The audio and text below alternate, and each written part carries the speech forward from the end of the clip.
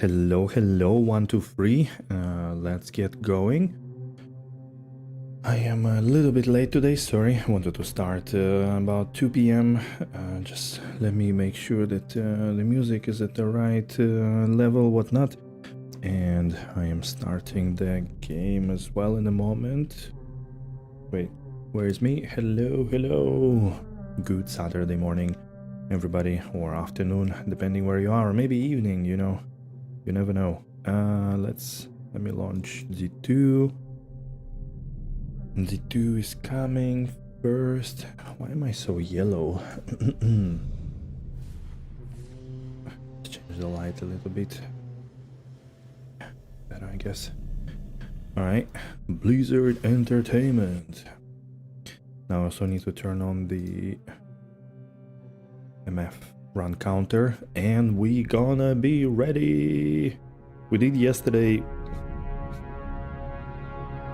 what, like 3 hours of Travincal, so like 250 runs or more, something like that, 200 maybe, which is not a lot, but we also blended in some terror zones, you know, not to feel completely crazy. So yeah, welcome in everybody. So of course I'm happy to see everyone on YouTube. Don't forget to drop the like, chat, you know, say hi and all of that.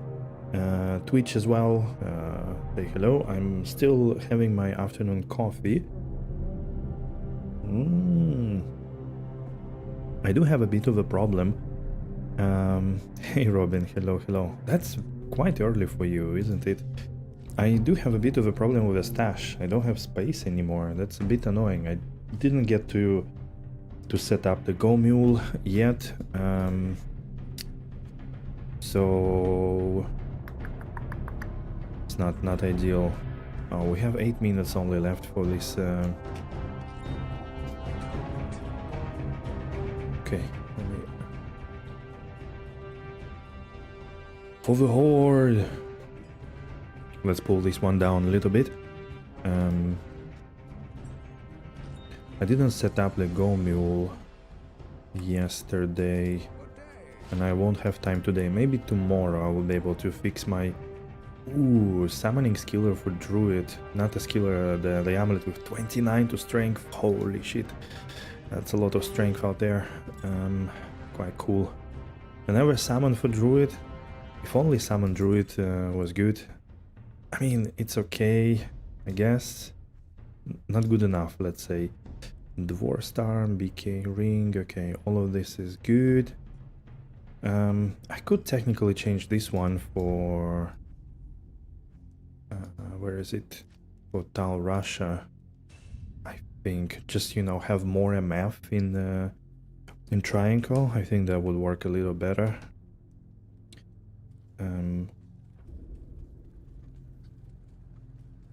Let's go buy more scrolls. Here I need a scroll as well.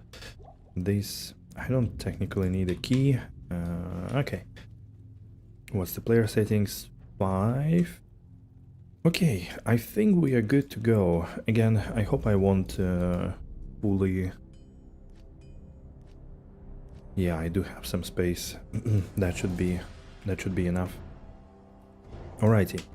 Let's begin again. We go Act 3, Travincal.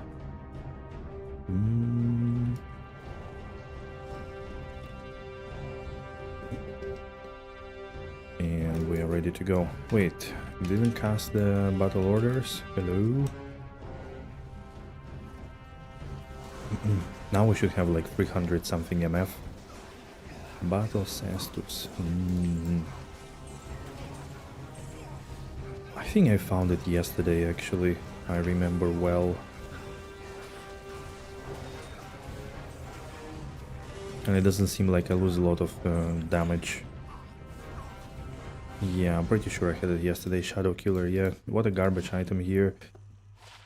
In Z2R. PZ2 at least it adds like quite some good... It's a good Mind Blast weapon early on. Alrighty. So we're gonna continue trying to get some high runes today. I mean, I really need like Bear and Jah. If we find Jah rune, hello namespace, hello. If we find the Jah rune, then we are much better equipped to even like go, you know, LK for example for 2 Su runes. If we find a Bear rune, it's still gonna be a bit of a stretch. So let's see how it goes. Namespace, congrats on your finds yesterday night. Well done, well done. Was a bit funny though. Found some good stuff. More Sunders. It's crazy how, again, like I keep saying it, but it's crazy how like pretty much 90% of stuff in Z2 is gated behind Enigma and ability to teleport. It's a quite dire situation there. It's like there is absolutely no point to go for Sunder Charms farming or extensive Terror Zone farming if you don't have Enigma. It's just mathematically bad. It went hard. Did 3 acts 1 game. Nice. Wait, I'm gonna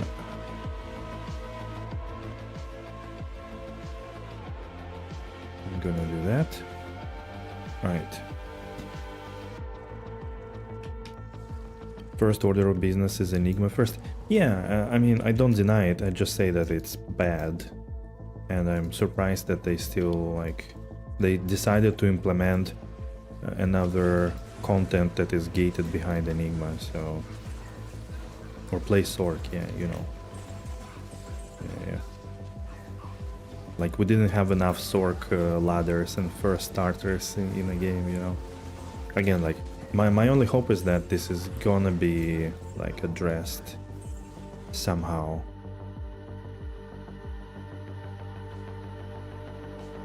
What can he really do? Teleport will always be the most efficient way to get anything done. Make it accessible. Let's be honest, Bear and Jah is crazy investment. And I mean, it's good investment for Enigma, don't get me wrong, but it's crazy investment to block like the entire, like to block the content behind. So I was thinking about it, you know, to me, even like putting one to teleport on a torch is not a bad idea, like, but not on Annihilus, because Annihilus, at least online, it's a very stupid system still. So, but putting on torch, I think it's pretty good, because you can do torch on many classes, on budget, and it's a reasonable time investment. Like, it's not too easy, but also not too long, too difficult, right? Like, and then also subsequently it will help to improve value of some bad torches, let's say, like, you know, Barbarian, Amazon and stuff like that.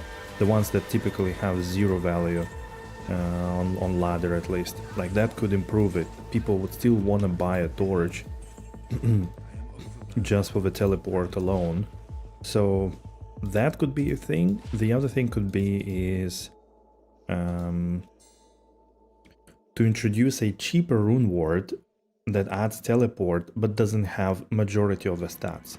So like on a level of hustle that provides, you know, run walk, but let's be honest, like run walk fixes the issue of you know, slow speed only in a very particular cases, like the cases where you can actually run to a farming place, but it doesn't still, you know, fixes other problems with that I introduced with running and fixed by teleporting. So maybe again, like, get a cheap rune ward, cheap as in pool rune something, for example, and that rune ward is adding 1 to teleport and pretty much almost nothing else. Maybe like some, I don't know, basic 10 FCR 5 all res, I don't know, something like that, right? That will already allow for a reasonably efficient farm until you get to a certain point. I don't know, just ideas. The tip teleport is nudged puzzler. Well, you see, this is where I also kind of disagree. Yes, although it costs a lot of money to repair, that's one. Two is it is a set item. There is no way to target farm set or like specific items. So your RNG could be 40 hours. It's fine, ort plus cheap, yeah, that's a good point actually. But there is no way to target farm items, which is again like one of the bad things, or not the bad things, but like challenging. Okay, so you're telling me that I can farm terror zones with teleport stuff. I mean, let's be real. Let's be real, 69 charges on this nudge puzzler is nothing. Like, it is okay to jump over some walls when you go to Andariel, and to jump over the moods in a River of Flame. It's not okay to farm anything else. Like, maybe it's also fine for Nil attack, it's also fine for Travincal, but you can't even farm Mephisto with that.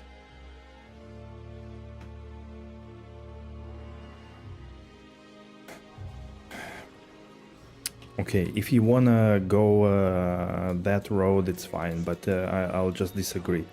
Telling that Mr. Llama got first to 99 and he used that, it has nothing to do with the point that we are having here. Like, being supported by the community, farming only specific things that make sense, like, come on, just don't put that argument because it makes no sense.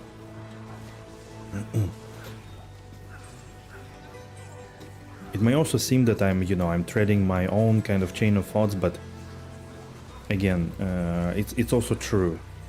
But I'm just realistically looking at it. If I had Enigma, I wouldn't do any of that here. Like, if I had teleport, I wouldn't farm this Travincal for like 30 hours already. I wouldn't, because it has no point in the game. Like, why would I do that? You know? Teleported Balways with TP stuff. Sure, I mean, great.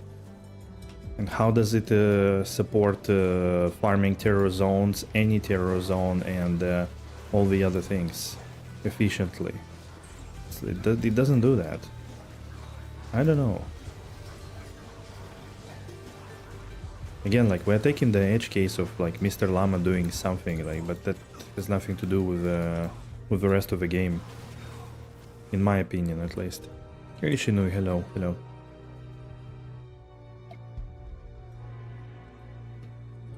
Two and a half hours. If I was just ignoring trash, it probably would have been half of that. And with Enigma, you can do it in 30 minutes. Or something like that.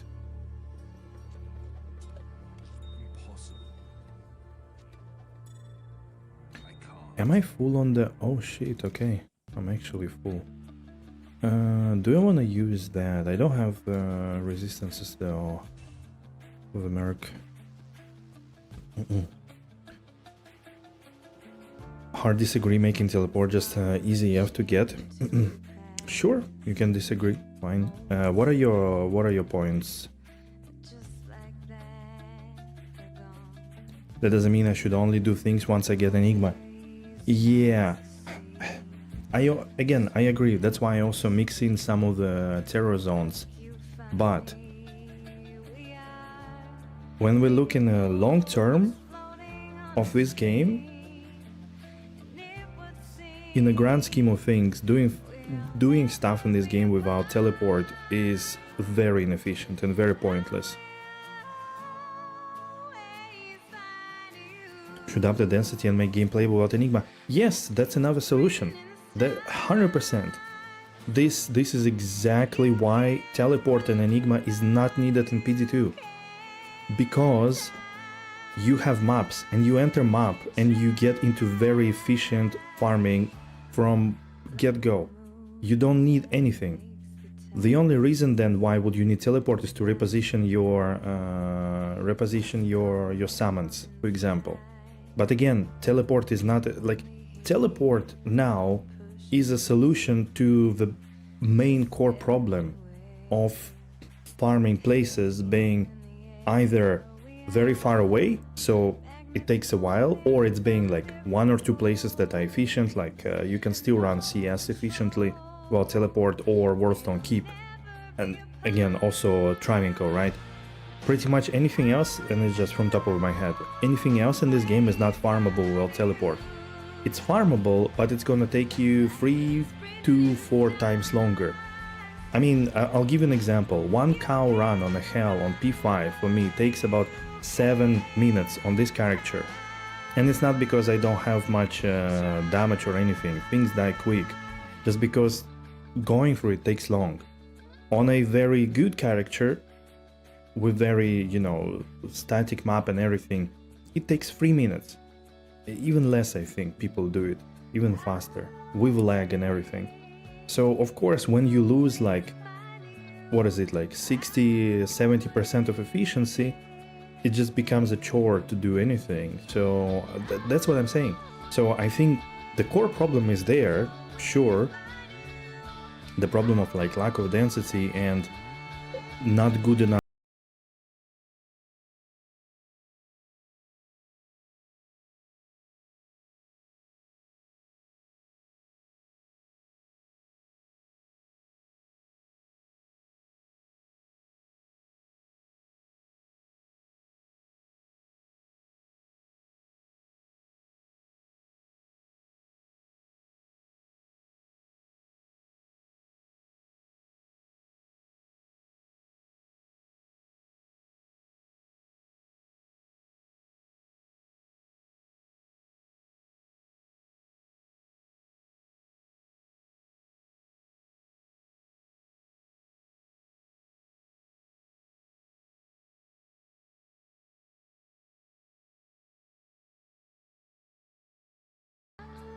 And this character has a jumping ability. I mean, come on, that's a difference. That's the main difference. And I don't say that that it's like, it just highlights that you need a freaking teleport to be efficient in this game and to actually get to a reasonable speed of farming to start getting shit in a reasonable amount of time. That's what I'm trying to say. And I don't know, like, am I clear with that, or it still feels like I'm saying something different? I'm just trying to understand why,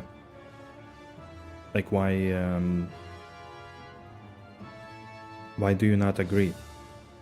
My point is that, and I don't want to say that like teleport is a must or something, you can play the game, of course. The point is that in the current state of game, teleport is making this game playable in all aspects of it, and you can make advantage of all the game in a good way, in an efficient way. If you don't have teleport, you then have, if you want to stay efficient still, and this game about efficiency, you need to stay in a very limited areas. And the teleport is gated behind something that requires 100 hours if you are unlucky to get. And I have good examples of the fact that you need 100 hours for that. So you can be lucky, again, and farm it faster, or trade, or go LK and do the most stupid thing in this game in the world, like that can be possibly imaginable for 30 hours straight, or maybe 40 hours is a good measure. Sure, is this good design? No, come on, like who would agree that this is a good design? So either up the density of every terror zone, so whenever you enter the portal, you actually have good density to farm, and you have good chances if your character is strong to drop a rune because high density, but also there is a lot of elites, so you can actually farm stuff without needing teleport. Now if you go to Den of Evil, there is one elite, there is no density, Bloodmore the same, Cold Plains is a little bit better, yeah, sure, but like drastically there are like, I don't know, the same zones that are good without terror zones. Most of them are good with terror zones. There are some exceptions of the zones that are not level 85, so you typically don't want to farm them at all. They are not high level enough to drop high runes or high items.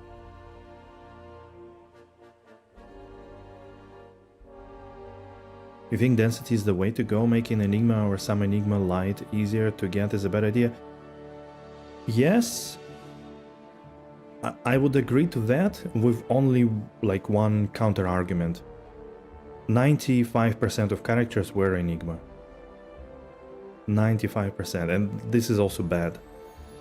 You could say even if you have high density in the terror zones, I don't think it's gonna be a level of PD2 maps. They would never go that far.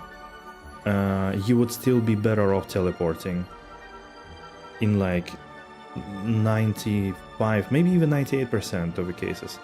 So this is also, I think, like one of the downsides of Enigma being the one source of teleport is because you don't have variety in armors on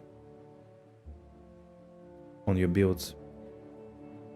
Like I think the only like few cases are, I guess, like Boazon, which is also like borderline questionable if you want more damage or you just want to be faster, so it kind of compensates for more damage, and Sorks, even though a lot of Sorks still use Enigma. And then I guess like if most of the terror zones would be good density and good elites, then I think that could work. Even if then, let's say, a bad terror zone spawns, first of all, it's 30 minutes, so you don't really care, it's not so long, and then you could always default to some like Warstone Keeps or Chaos Sanctuaries and so on. Enigma makes basically everything better, but the time you save is offset by the time investment to get it. You make it easier to get the reward, the getting of it is lessened.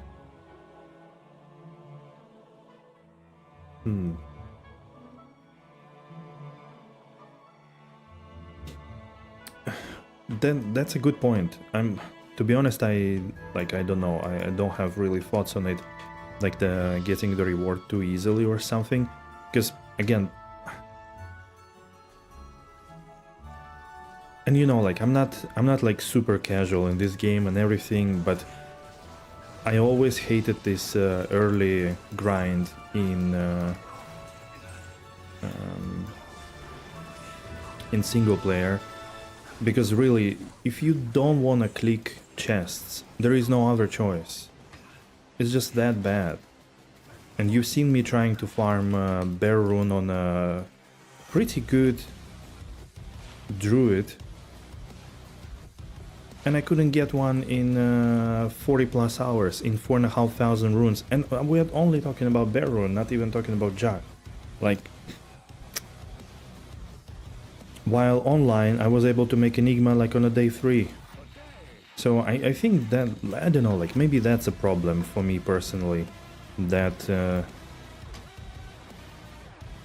you make the like 75% of the game unplayable without Enigma, and then it is gated behind this amount of crazy like farm and whatnot, you know.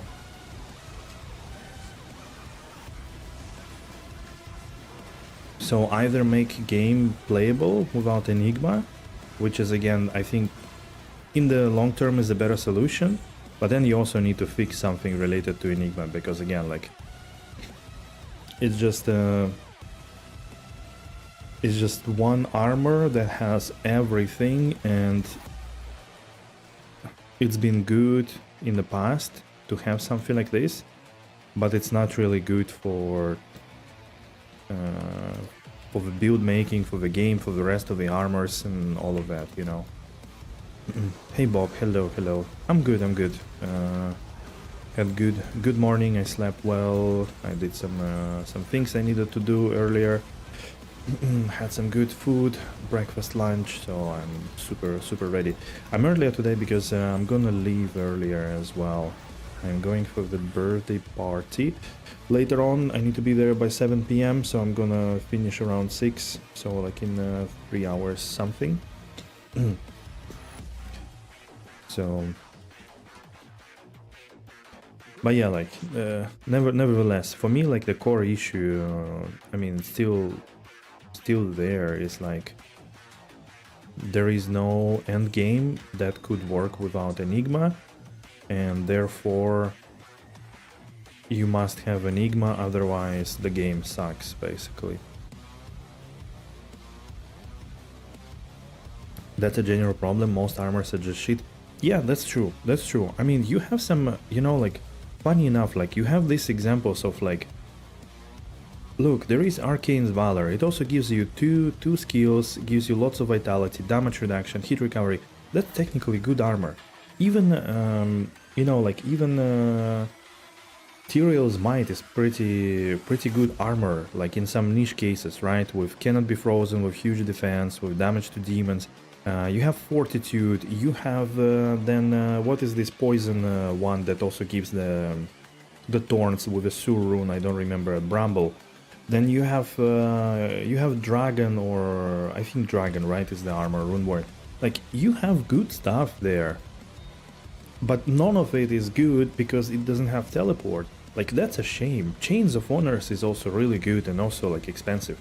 So again, like, I think there are good armors. It's just they all don't have teleport. If you put teleport on all of these armors, I will guarantee you a lot of people will not be using Enigma. Maybe for some specific cases where you want to MF and you benefit from thousands of MF amount there. But a lot of people are not gonna use it. So again, maybe that's a solution. Maybe add teleport to more endgame armors. But it's a bad solution, again, because the core problem is, like, if we ask, okay, why everybody wears Enigma? Well, it's a good armor. Okay, why else? Because it has teleport. Okay, why do people value teleport so much? Well, because the rest of the game is not playable, or takes 3 times longer without teleport. Okay, so why is that? It's because most of the areas that are worth farming are either far away, or lack density, or whatever else, you know? And then you say, okay, so then maybe instead of fixing teleport, we need to fix the areas and density and elites and how you access them. How can you do that? Well, you can fix density, you can introduce maps that are open and can be played from get-go. You can raise this through terror zones and yada yada. I mean, just do the root cause analysis and you're done, you know? It's like every corporate person knows it. If they remove Enigma, everyone and their grandmother would wear Viper. No, why? Honestly, really? You would say so? And having FCR, magic damage reduction, all res and one skill is worth it? I don't know. What if teleport was an unlockable skill, like you have to complete an event for it? Maybe, yeah. Then, like, I think there are options, right? How to handle it. It's just what should be then the event and yada yada, right? Chain of Honors, maybe if you don't need the FCR. Yeah, I mean, you could still wear like all the melee characters would wear Fortitude. No discussion. Why would you wear anything else? Yeah, Fortune Feast. Yeah, so that then also highlights again that there is lack of any sort of balance with the items, which again, like, it's nothing new. Of course, we you know, we know it, but that's already like a subsequent problem slash like issue to solve. So anyways, sorry for being very passionate about it, and it's not like I'm being angry or anything, it's just it's just the usual shenanigans.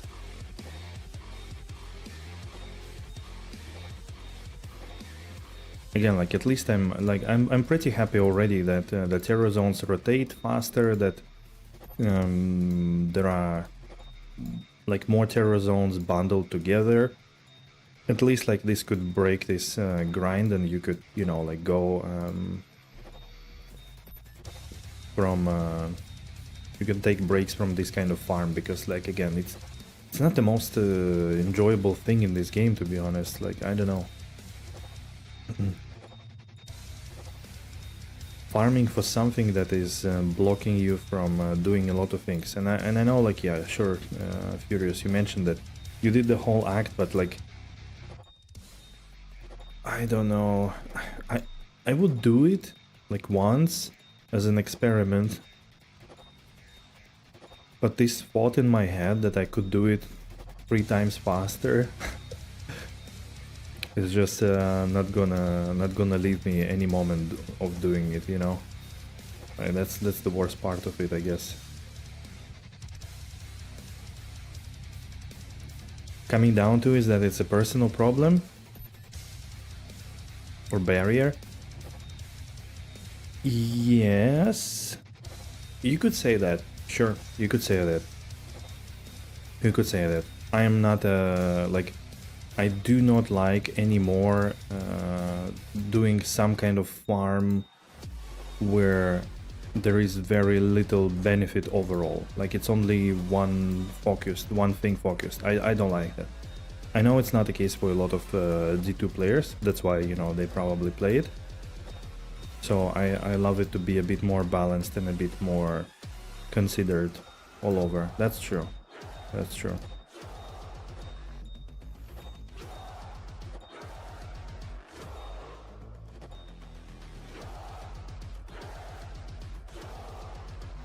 It's all just playing the game to me, and regardless of where I am, the gameplay is not changing much. To me, that's a bit of a...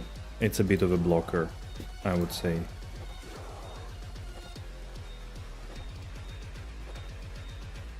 Same way as like offline, of course.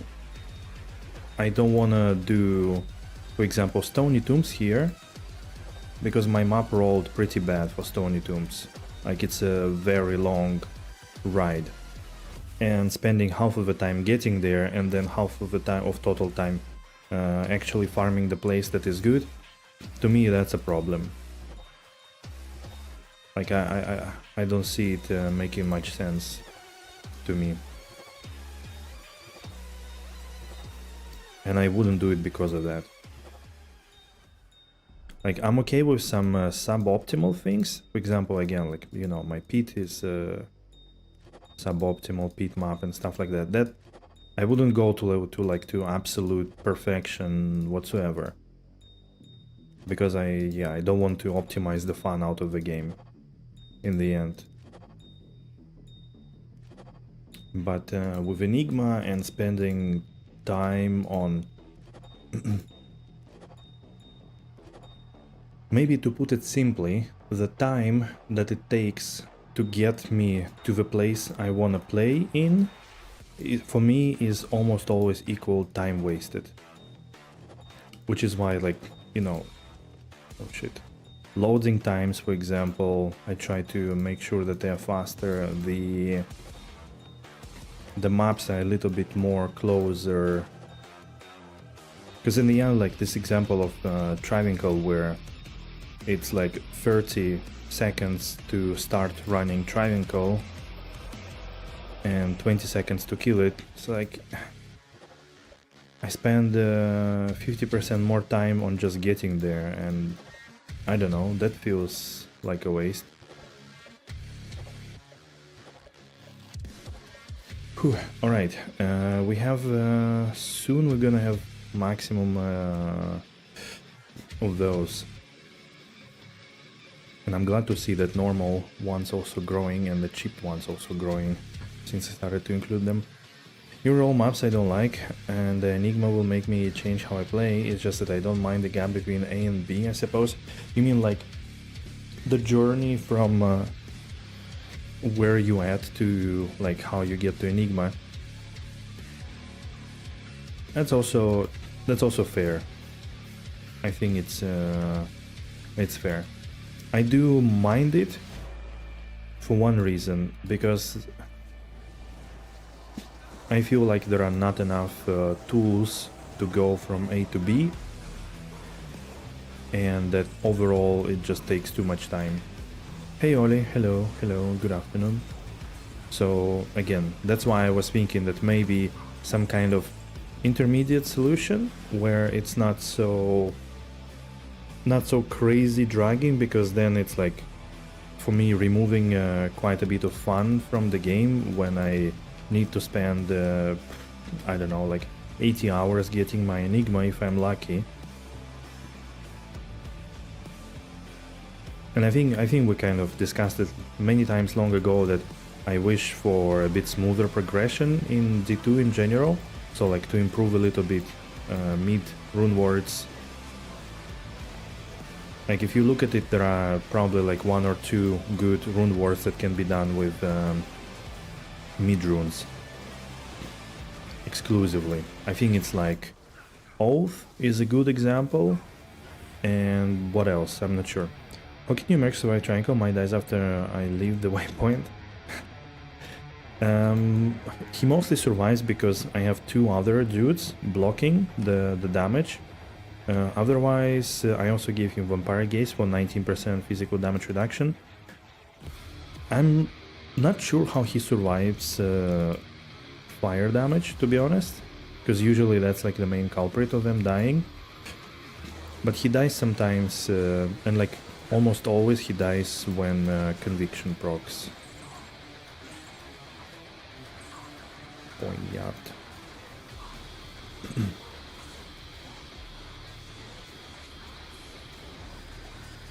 So yeah, like maybe if there was again like, and I like Hustle, for example, as a, you know, as a rune word for like one of the reasons that oh, that's a cute weapon actually. I like Hustle for a reason that it bridges a little bit this gap of like being slow and inefficient with some good speed and all of that. Even like the Hustle weapon that gives you some fanaticism, so again, like it helps in burst of speed. It helps with like certain problems that are only available behind like Faith or Beast and stuff like that. So if they bridge it a little bit more, plus do some kind of gameplay adjustments in terms of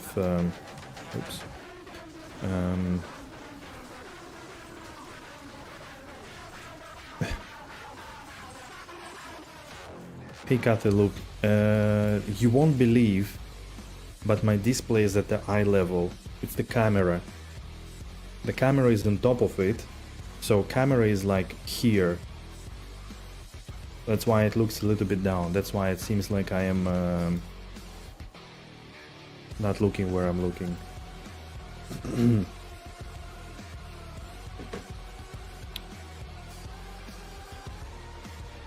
One day in the future, I will have a camera at my eye level, so it's not gonna look like this, but that day is not today. But thanks for your concern, I appreciate it. It's a valid point.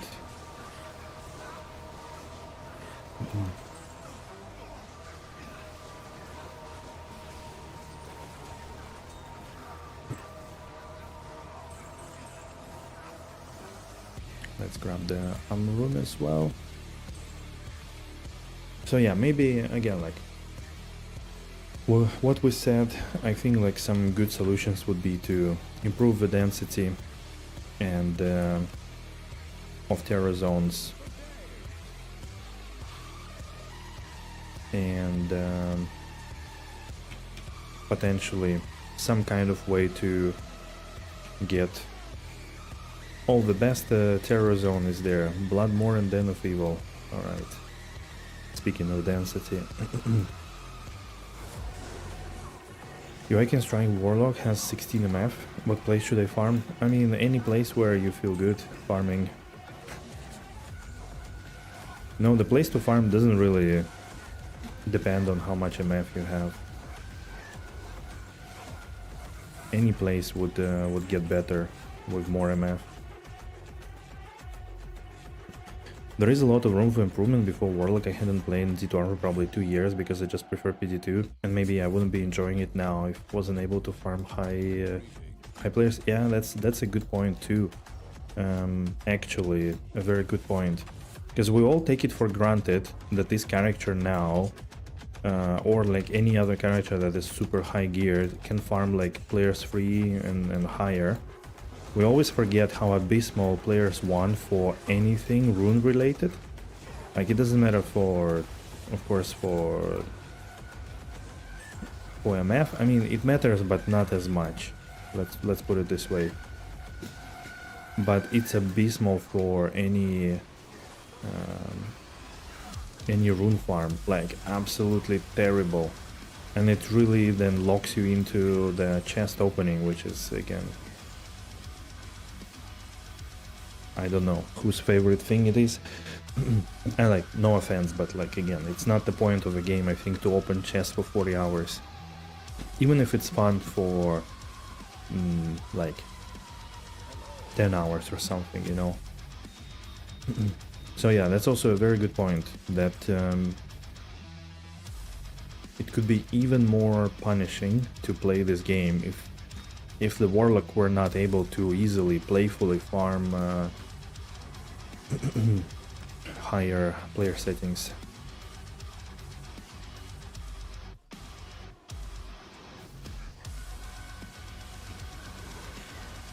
Which character can play P3?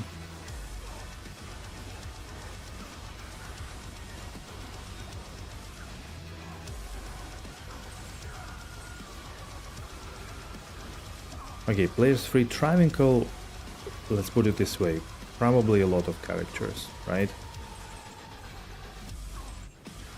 Everyone that has a immunity problem here.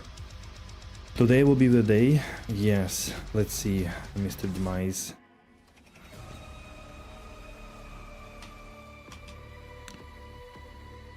Be free in an area that suits your build? Yeah, I would say, sure. Is this reasonable to farm runes? Not really. Like, most of the areas are not good to farm runes. Farming CS is not easy on P3 for many. Hey Fetty, hello, good to see you, man. Good to see you. Yeah, all good, all good, all good. Just discussing the balancing situation of D2R, like different aspects of it.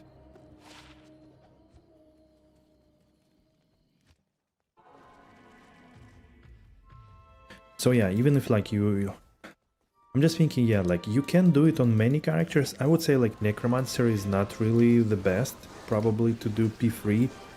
He could do P3, like the Peats, for example, but it just feels rough, to be honest. It just feels a bit rough. Like getting the first kill without any like reasonable items or skills, then making sure that all scales, yeah, it's a bit rough. For Amazon, I think the main problem for Amazon that Fury Zone has like because of lightning, there are really not many places I think to go to in general. Area level 85.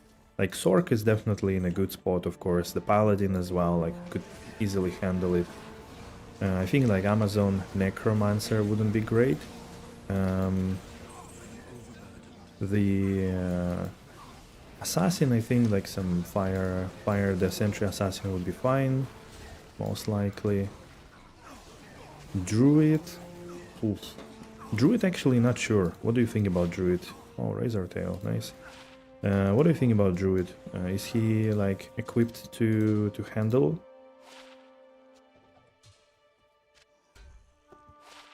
Early game, of course, like without Sanders and stuff. My thoughts on this new major update? I wouldn't call it major update. if there was like some balancing on top of it, I would say, okay, it's a major update. Even like some balancing, I'm not saying like a full rebalancing.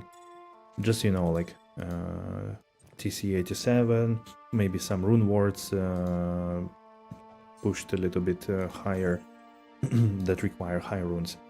In general, I mean, the class is pretty good. The Warlock is pretty nice. It has many builds. It feels like it's been designed in a modern age, that most of the skills were thought through, they make sense, there are good stuff, good variety, and so on and so forth. So in that sense, it's perfect. Also, the fact that he can wear like two-hander in one hand, this is also pretty awesome. Like it opens up a lot of variability and things that you could do. The stash tab's also really nice. The improvements to terror zones are good. I haven't tried the new ancients. I don't know how good they are and like how fun and engaging the fight is. I haven't found the Sunder, so for me, and I didn't farm it a lot. Let's put it this way as well. To be fair, I guess like my main wish was that it's a little bit more common to spawn the Herald. Like not crazily common, but at least like if you farm a terror zone area, that like once every game or once every 2 games at least you can spawn. So that even like on players 1, on players 3, you could say that maybe in... where are you going, dude? Maybe like in... if you don't specifically farm, that over, I don't know, like 500 terror zone runs, you would eventually get a Sunder. Like for me, that would be a good improvement.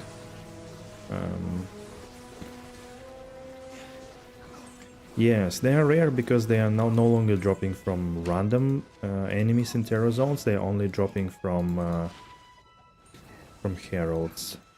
So you need to find a herald, and it takes quite a lot of time to spawn one. Plus, every consequent herald up to 5th one has higher chances to drop it. But still, like, not really high, but like some kind of higher.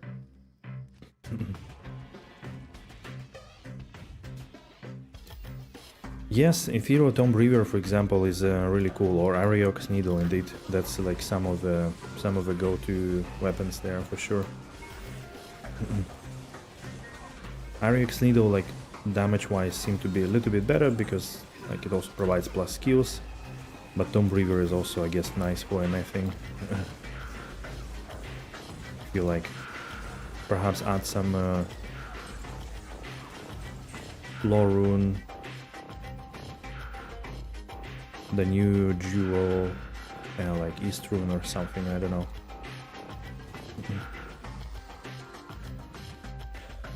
So yeah, a lot of things here are really, really cool on this character. But I really hope that the rest of the game will be also uplifted a little bit. Why do you have 14 free skill points? Because this build doesn't really need anything. Like I have all my synergies up, and because all the summons get their bonuses from soft points, they don't require hard points, so there is no reason for me to invest. So there are 2 possible like options for me currently with this particular build, is that I can either boost my demon, so it has like more damage, I mean the Hephasto, right? More damage, more life and whatnot. Or what I actually think of is to boost the death mark so that my goats have more crushing blow, so I can easier deal with bosses and heralds. Because like in a situation where I don't have the corpses,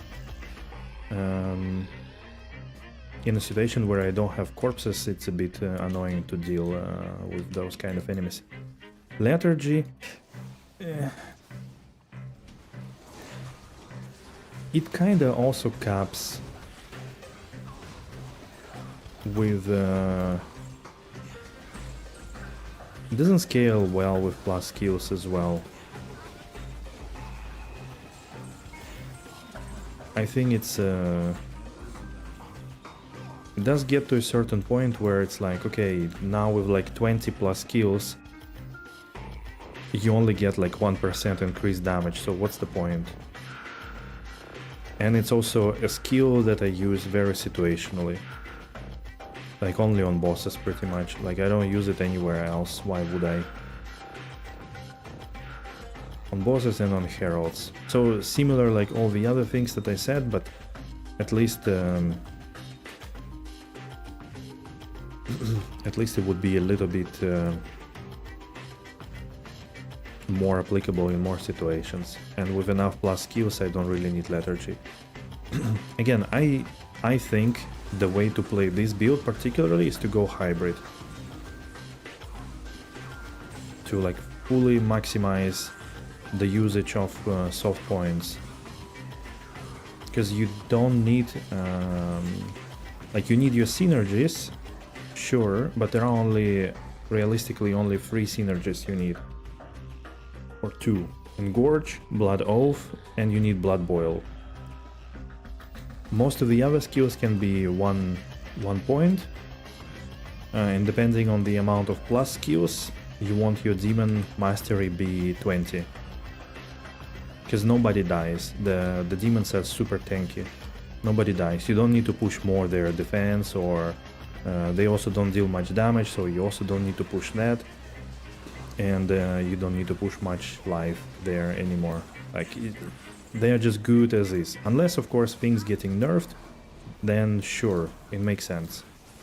And then all those points from Demon Mastery and all the remaining points you put in Echoing Blade and Mirrored Blade. And maybe like 1 point in Hex Bane or something like this. So this way you have really strong single target for heralds, for bosses from your dude, and you have really good AoE damage from Blood Boil. I think that's the way to play it, honestly. I want to test it as soon as I get Enigma, Torch and stuff like that.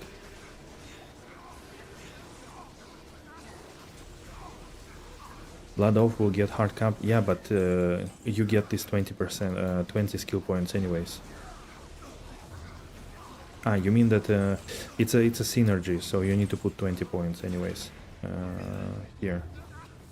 Blood Oath is a synergy, so you need to put 20 points regardless. And even if it caps, sure. I mean, I'm still gonna survive anyways. How this build works for P3, P5 Travincal? I'm running P5 right now. I'm running P5 and I use Chance Guards, I use Gold Wrap, I use Dwarf Star, and I use Taurasha's Armor. So 1 skill, 2 skills, 3 skills, 5 skills. I'm not utilizing 5 extra skills and I'm still running it easily. And with a space in the inventory for skillers and whatnot, so it's super good. It is super good. It's very strong.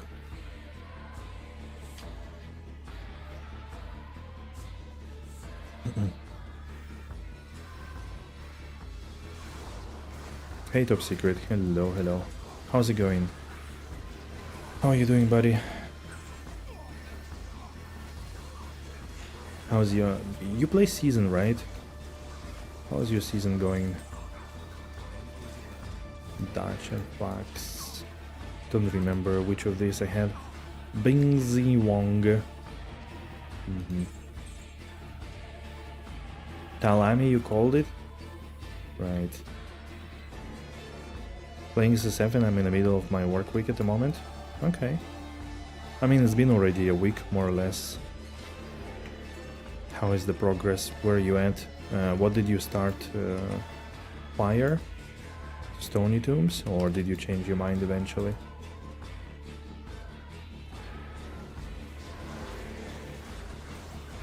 That sounds GG. Yeah, I mean, it's... And like pretty much every build on this Warlock is as strong. I just find this one from everything that I've seen, more comfortable because I don't need to aim at all. I also have 2 sources of damage, physical and fire, so I don't need to worry about anything. Where am I from? I'm from Russia. The Iron Jedi. Welcome in.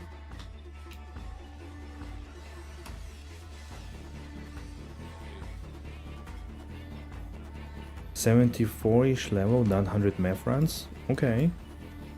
Meth runs on a warlock in a season. Oh man, you're crazy. How much time did it take?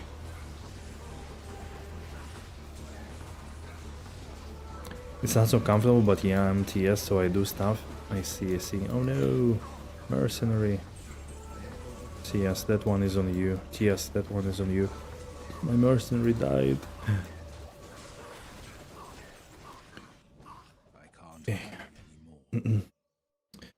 I like how they introduced new items into this game with pierce enemy magic resistance by certain number. Game changer for Hammerdean, Bonespear, Necro, and Berserker Bark. Honestly, who needs Emilia when you got the Butcher? That's true. Thanks, the Iron Jedi. Thank you, thank you. Honestly, Fetty, I did check the... I did check it in a calc. I only realized that... no, this is solo, Matthew. This is solo. Single player. I decided eventually not to go ladder. It was just like 1 week of starting from scratch here, so I was like, nah, I still want to play single player and do this. Especially that also PoE League starts in a week, so I didn't want to spread my my farming into ladder and single player. To be honest, Fetty, I try to use the calc to fully buff the shit out of magic damage. I did realize that at least max row calc does not calculate minus enemy magic resistance, unfortunately. So it's kinda unfortunate. But still, the numbers purely from plus, they didn't look good on Necro. So Bone Necro, the coming back of the Necro Boner is not happening. Still looks like shit. Also largely because you need to invest like 80 points, I think 80 points, right, into all the synergies for the bone spear, and it's really bad. Like, you don't have really much things for the rest, and then you put 1 point in corpse explosion, and it's like, why would you use bone spear if you only just need the first kill? So that really nullifies the whole thing. And then you spend like I don't know how many high runes and whatnot to make this bone spear maximize the bone spear, but then it still kind of sucks. It caps at like 7k damage, 8k damage, you know. It's just not good. I mean, for Hammerdean and for Feast of the Heavens, I'm pretty sure it can elevate Feast of the Heavens into like max max 4 to battle commands shit. Into the maximum player settings, that's for sure, but it couldn't really... I don't think it really matters a lot for Hammerdean, to be honest, like it's already strong enough. For Zerker Barb, also not sure. I think it's already good enough to, like, as is, right? Like, why would you really need more damage? I wish you could farm. Yeah, man, I took a week off, so if I knew that PoE League would be starting next week, I would probably do it next week, but I didn't even know that I'm gonna play PoE League. I need the same points for synergies. Yeah, exactly. You're doing Trav right now on ladder. You got Pool and Lamb so far, not bad. Yeah, that's not bad at all, especially on ladder. Can wait for the dopamine high rune to finally drop and give me a good trade value. Nice, nice. Are you doing Barb or the Warlock? Sork and Pally is still better. You know, it really depends like what you look for. Again, people say that Warlock is really great. I think Warlock is great because it has multiple builds and it's very versatile. You could do pretty much all the content with it. But you still have like, for like AoE farm, for example, there are still better, like Java Zone, maybe like Feast of the Heavens. Feast of the Heavens probably not, maybe Hammerdin, and all like other guys. For single target, for pure MFing, I think Necro Bomber and like Berserk Barb would be still better. So like Warlock is good all round. It's like all round great across all the things, but it's not best, I think, in any of the really high, like try hard, sweaty situation dimensions. So here I think you're right. Maybe it's best in like some new stuff, like Herald farming and stuff like that, but I'm not sure. The first hardcore 99 ladder was a Sork. Yeah, but 99 is it's a very specific thing. I guess you can put like any... You need a team, you need a team play, and then you put any character there, and I think it could be fine. Maybe not Barb though.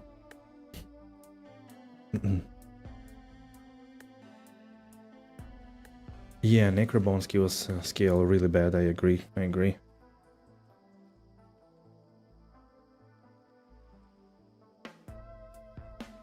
And yeah, actually, also a good point from TS. The playthrough on the Warlock is a joke. Like, really, you don't need anything. You can go naked, miasma chain, and everything will die.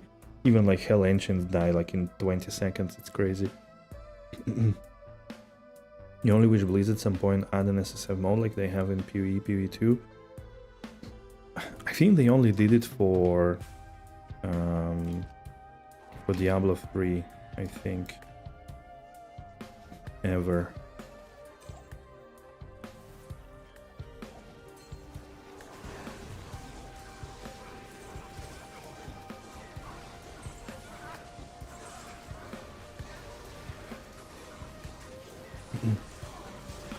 That's purely your jam, but I guess I would say I guess it is nice when you can see your progress in the game, right, reflected, without having anything else mixed in. Like for your self-worth, kind of, you know that you play SSF and it's totally fine, but it would be nice indeed to have like a check mark sometimes.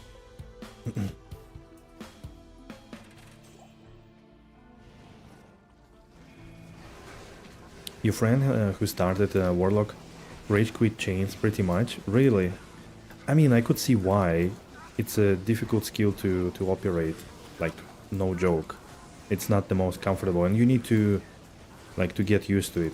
In the end, like, kind of the best play with chains is actually to put it and then make a circle around mobs. That's how you play it, more or less. Wait, did I have all of them? Oh, I'm pretty sure I had Soulfly. He didn't pass Act 3 Nightmare, and Z2 noob basically didn't think that Warlock was OP at all.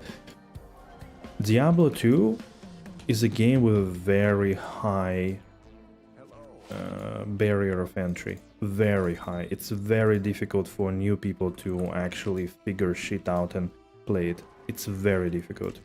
So things that we take for granted, and they are not absolutely intuitive in a game. They are not explained, and yeah, it's just you really need to give a little like lecture to a person who starts to play it, to explain at least basics. That you don't need to pick up all the items, you don't necessarily need to kill everything, that you need to focus on like one skill, and there are only like usually one or two skills per character that are good and stuff like that, you know? He wouldn't listen? Yeah, but also because you don't want to get a fucking lecture to play a game for the first time. Like, that's also stupid, right? Why would you? Makes no sense.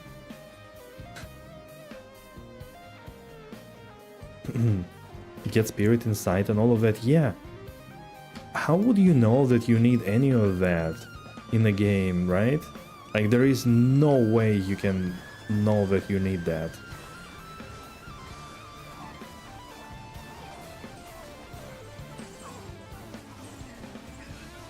And like 90% of items or more that you find on the ground are shit. How are you supposed to know that all of these items are shit and you actually need very specific stuff that would be good? Like, there is no way to know this in this game. But when you play the game as much as we did, it's super easy. Yeah, exactly. That's why when D2R came out, and I don't know, like, if you were curious, you know, to check maybe some streamers that never played D2, they all finished the normal and called it. And they said, ooh, the game is good, it was very challenging, very interesting. Yeah, no shit, like, try going to hell. And, like, even Nightmare would be still fine, but if you enter hell, and literally the first fallen and the Bloodmore is gonna smack you immediately, you'll be like, okay, I'm quitting, because, like, what the fuck is that? That makes no sense. Why is it so difficult? And then, like, you see immunities and all of that, like, yeah. LOL, for real? Absolutely. I mean, I've seen, like, people that play ARPG, like, a little bit, and I've seen them playing through... Oh shit, it's an Imperial Gladiator's Bane. Hello, this is really nice, actually. Except that this item is kinda useless in D2R, but still very cool. I've seen people that played a bunch of ARPGs.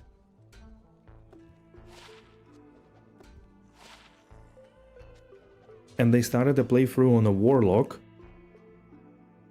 And guess what? It took them like 40 hours or something to beat Hell. And again, for comparison, for me it took like, what, 7 hours, I think? Maybe 8 top? 40 hours. Like, that's crazy. It's a huge difference. I'm pretty sure the people that never play ARPGs, they would like, I don't know how long it's gonna take them to beat the game.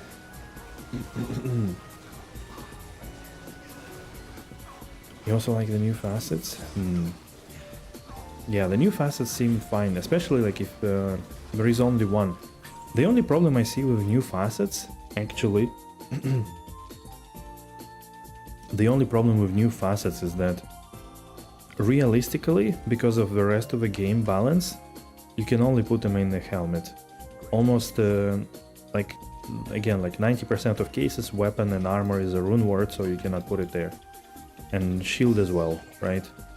Maybe shield sometimes could be a place you will put a facet on, but it's almost always a hat. It's not like a big issue per se, but it is a little bit of an issue, I think. When I first started Diablo 2, you did so much research, you weren't like YouTube video of it, was there even a YouTube at all? Ah, well, back then, yeah. But that's also why my first playthrough was never finished in Hell, and it probably took me like 100 hours to get there. When I restarted Z2, there were, again, surprisingly, not a lot of YouTube videos about it, because, you know, nobody was pretty much playing except like Mr. Llama, maybe Debransky and stuff like that. I remember reading old forums and stuff like that, and like literally reading everything about this game that is not mentioned anywhere in the game. Just reading all the mechanics, all the loot drops, and where items are dropped, all the guides that people wrote in 2005 about all of this, you know. Without it is like completely going into the dark. Like with Synergies, I feel like at least you have an idea what build could be like. Martial arts, lifesteal. Like, you could get an idea. You're in the prison again? Yes, yes. Yes, Fatty, those ones also. Actually, that's what got me back into the game. Those single-player forum Magic Find Olympics and Rune Finding. That's what got me back into the game very... like in 2018 or... Wait, no, in 2013. Sorry, when I first came back to it, 2013. It was.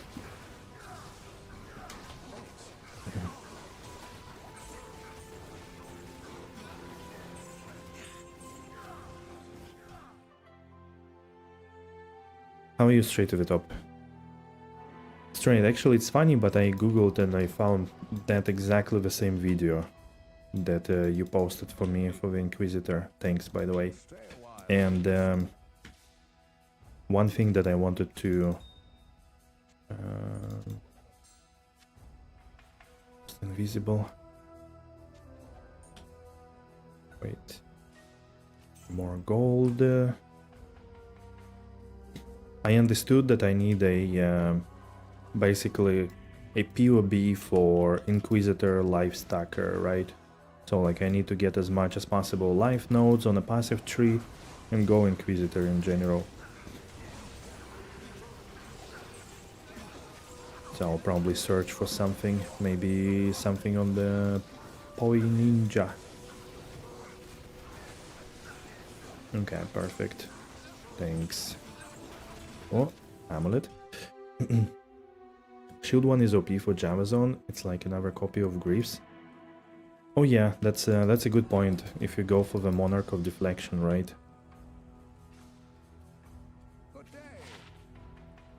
Wait, did I? No, I didn't.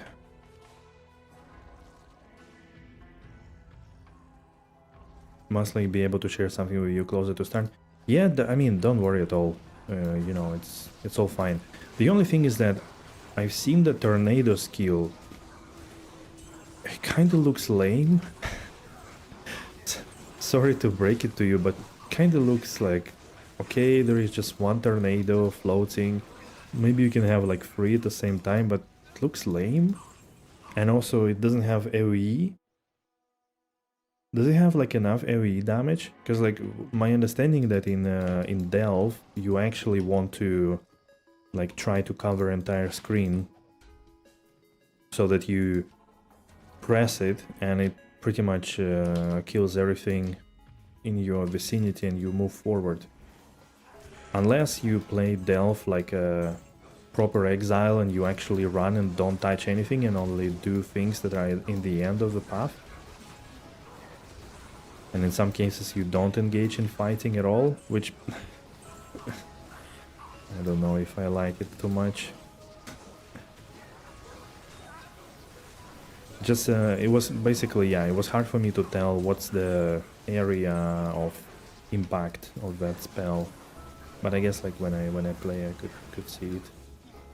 Did I have the one? Yeah, I did.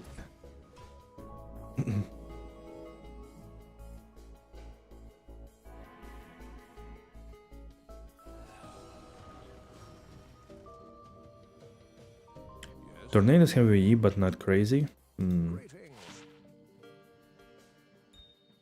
But then I also sort of understood that this build can be played pretty much with any skill, and just some skills are better, some skills are worse, right? So like in some cases, if it doesn't fit to me, I could swap.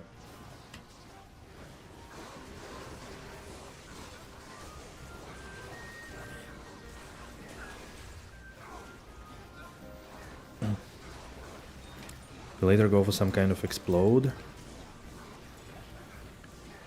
Tornado is goated? Okay, okay.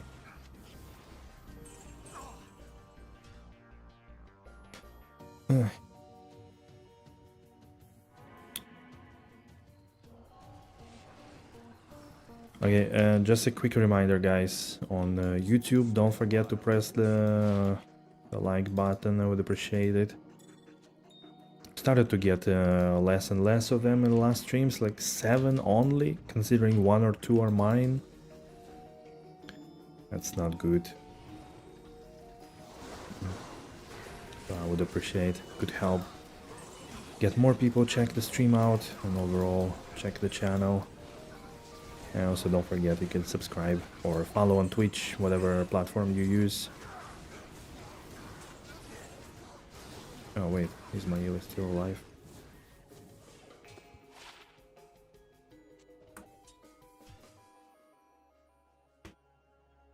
It's a fee spell with built-in 100% conversion with a lot of gem tags.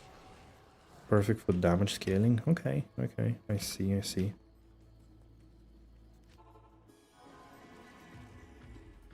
Can it actually be played without a unique shield, or is it a must? Or it just enables it to the full potential?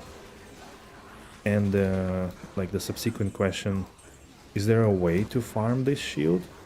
Let's say if I, you know, lock in and just try to get it as fast as possible. Because like that I don't really know in PoE if there is like a target farm for the shields or for uniques or not.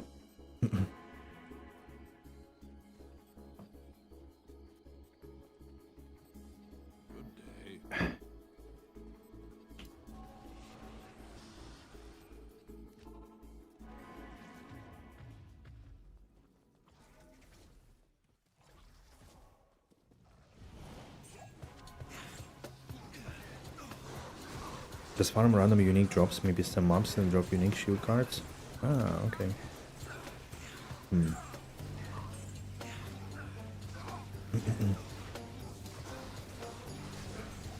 Dude, what are you doing there? Torque Ice Feast, seriously?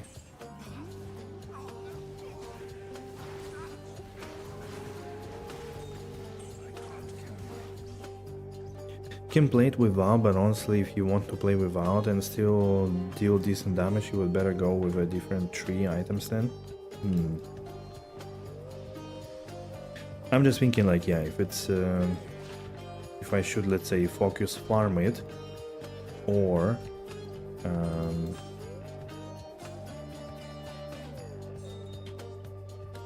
or try to buy it as soon as possible, you know. There should be gold fight gambling competition too, or crafting amulet competition, something like that.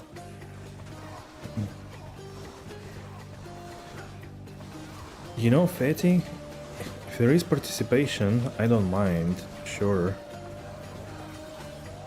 But like again, last time we were 3 of us, so it doesn't really make it for the most exciting effect in the end.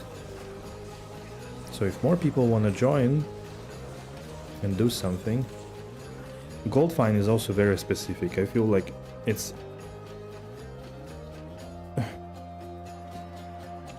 could be interesting for like a bit later on when we have a bit more gear, because like some of us started from scratch, and like farming gold now is like the last thing we really need.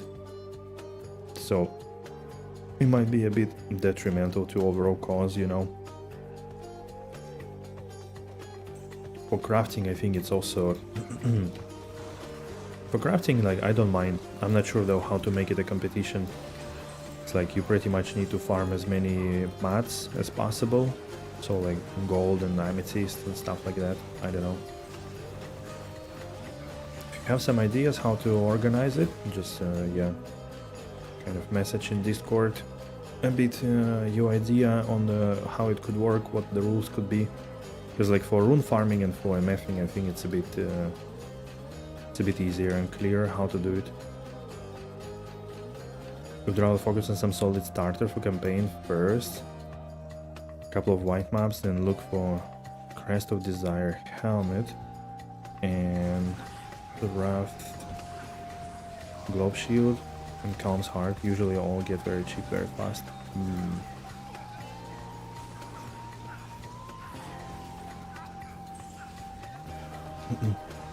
But for starter you mean like still Inquisitor, just a little bit different build, right?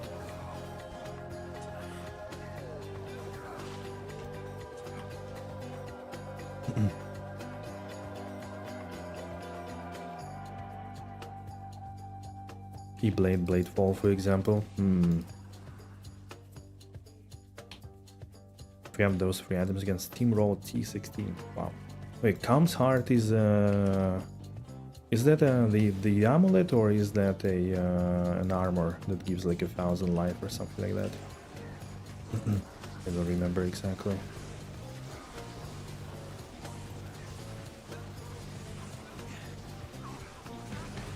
Yeah, the one with no sockets, I see.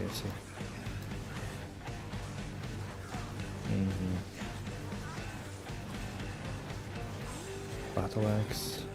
What's the Battle Axe? Chieftain. Pretty sure I had it.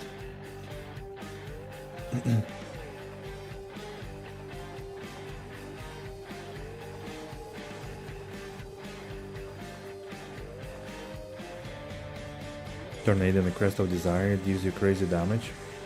I don't know that one, but I don't know that unique. I understood the shield one, because like it gives you the crit, spell crit and all of that, like from what I understood. But I don't know the helmet you mentioned. No idea what's that.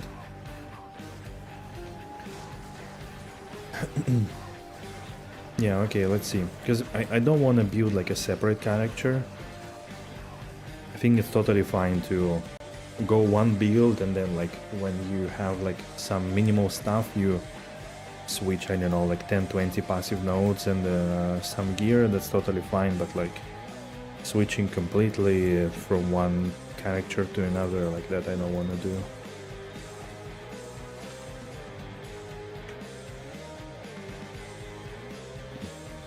On a one link, spells deal double damage plus 5-8 level gems and quality. Holy shit. That's kind of funny. Sounds kind of OP.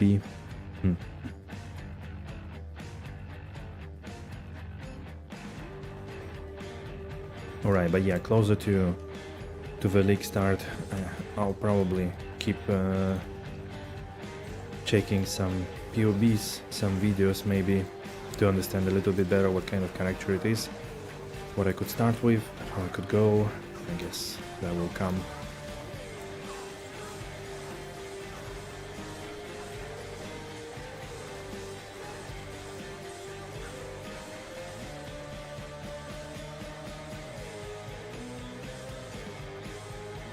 Crazy penetration from Inquisitor because crit ignores resist. Okay.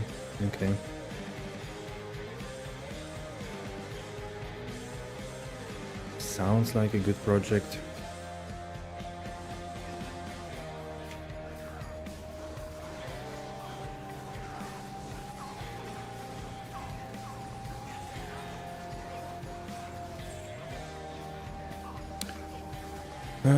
Are these dudes going to drop me a rune eventually?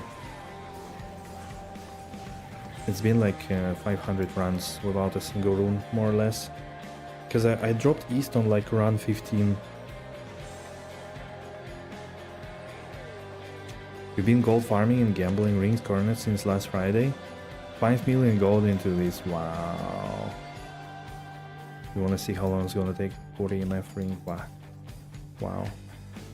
Yeah, I mean, we figured that you are gold farming with all the gambling stuff that you've been posting. No, that's cool, that's cool. Gold farming is something I never got into, because I always had like other goals to chase first, you know? Like getting all the runes I need, getting most of the builds to play and stuff like that. Even now, kinda, like, even there is Warlock, I still feel that I do want to play some other builds as well, like the stuff that I've been putting off all the time. I think it's also kind of good for just not getting too tired of a character or something like that. At least for me, again, that's my thing. Eventually, if I get Enigma, I would want to, like, more or less every 10 hours to switch to another build.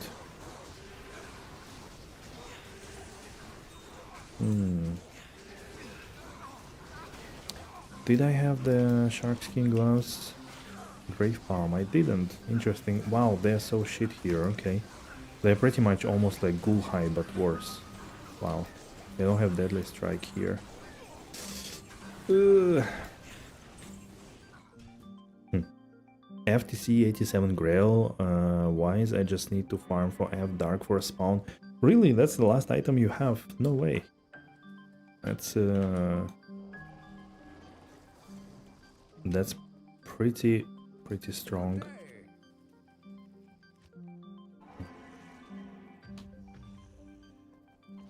Time is it? Almost 4.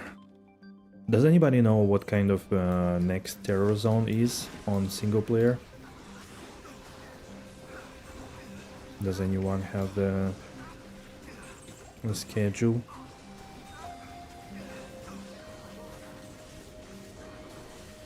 Should have found it by now, but D2 RNG, yep. Yep.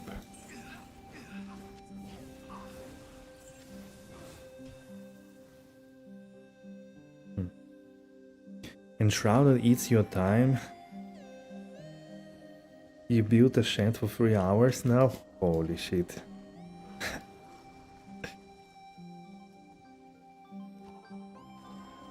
Shed has a basement though, right. And the basement is the size of like the whole Terraria game or something like this, no?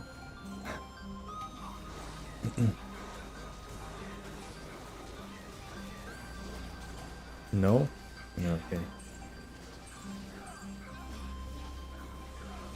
Oh man. They need to hire an architect to remove those pillars. Just to make it easier to blink through.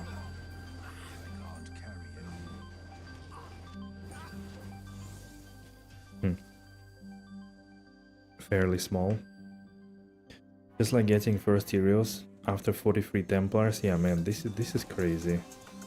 That luck that you had there is insane.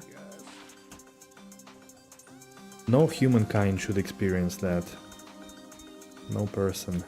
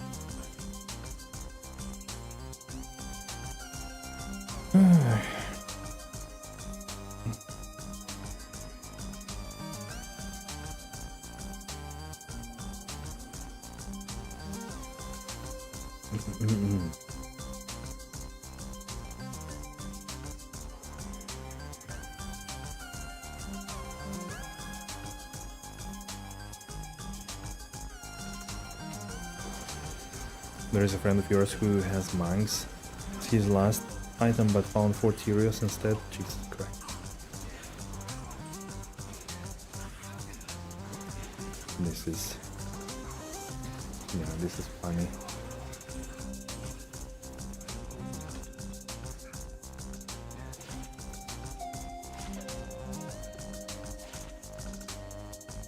I can't say I experienced any of that. The only item, like besides Tyrios, that I haven't found yet in any of my D2 game except PD2 is the Death Web. It didn't drop on any of my grails, which I also find a bit annoying, because I would, like, since I'm a Necro enjoyer, I would really like to play like fully busted Poison Necro, but the game doesn't want me to.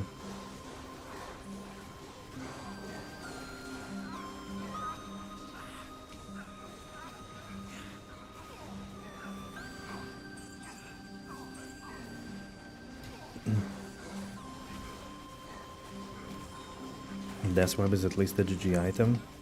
Yeah, it is. I mean, it's a... I think Manx Song is now also a little bit improved because Warlock can wield it in one hand, but otherwise it's not really useful. Dev's Fathom, D-Web are probably the most useful items from TC87. Not there are still some others like Griffins and so on, but I mean from like top 10 rarity items. Like you don't really use Astrions. I guess you could use Schaefers for like what, one thing, right?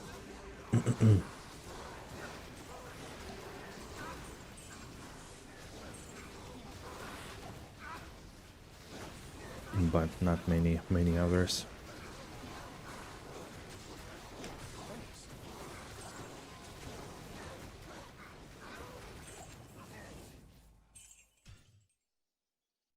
You'll find it from the city?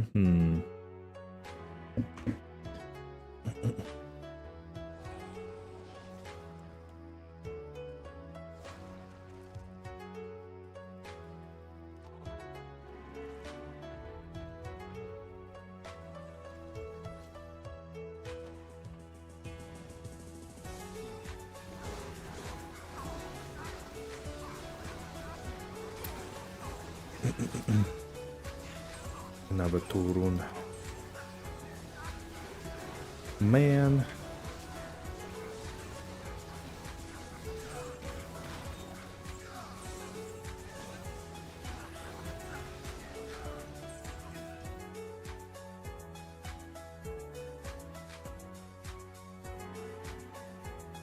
YD found. Yeah, he did find, he did. We looked at it yesterday on stream. We did look at it. Wait, let me shop a little bit.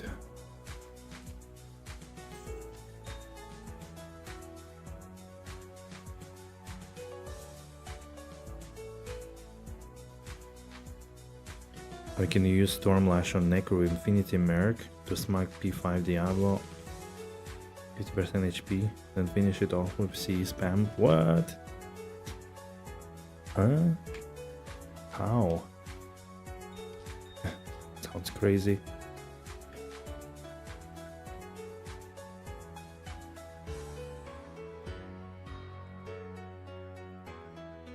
Yikes, got something in my throat. Death's Web, I guess.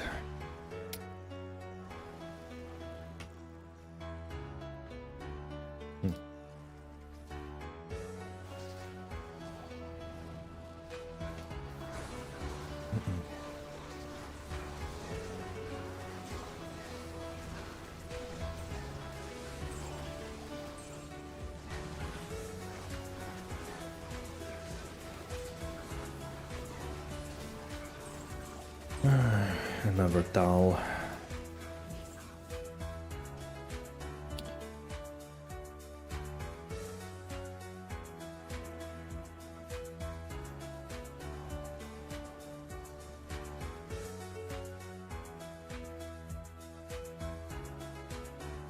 Gold.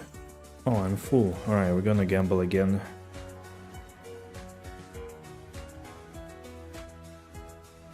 Very soon. Almost full on gold again. It's like 5th or 6th gambling session already while running this Travincal, trying to get a good ring. All of them were shit, literally.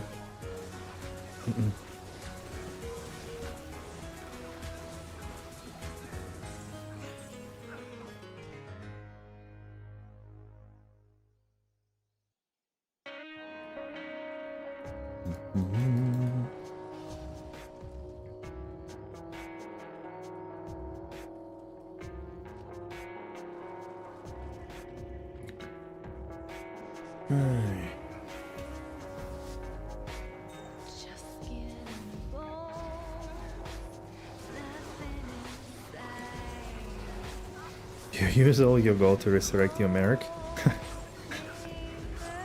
Don't. Just don't. If you run Travincal and he dies like every 4 or 5 rounds, just don't do it. Run without him. Forget it. It's too much of a pain in the ass in the end. Don't bother, really.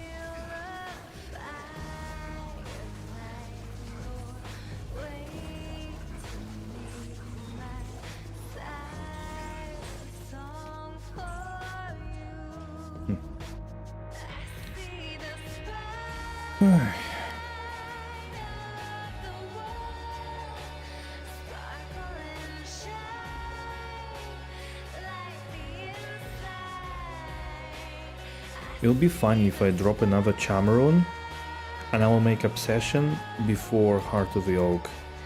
That would be really funny.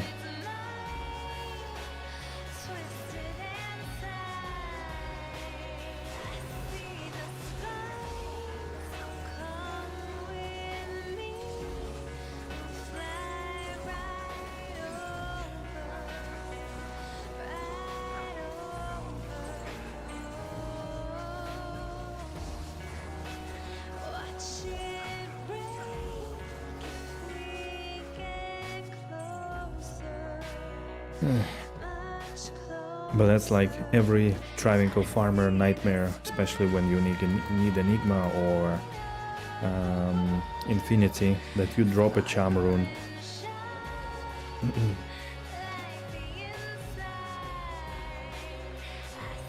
Would be awesome. Do you still think people would use Mangs over Obsession on hardcore? On hardcore? I mean, hardcore probably not for sure. I mean, it has no defensive things, and I'm not sure how bigger the benefit of it over Obsession, like how much it wins damage-wise. Softcore, maybe, but then again, it's really difficult to close the resistances then. Obsession is indeed pretty good in this case, like it has no use outside of wielding it in one hand. But here would be nice. I will have finally resistances more than like 6 or 10%. And, you know, we'll be able to to get more skills than 2 from my weapon. Bind Demon, Summon Tainted. Still have a hope that I'll find a good blue or rare book one day. The one that has like 1 in a billion chance, you know, with right staff mods, with good other stats, 2 sockets maybe even.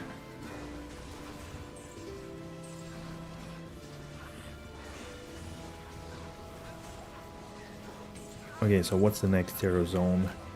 I wanna go somewhere for a little detour, a little change of pace or not?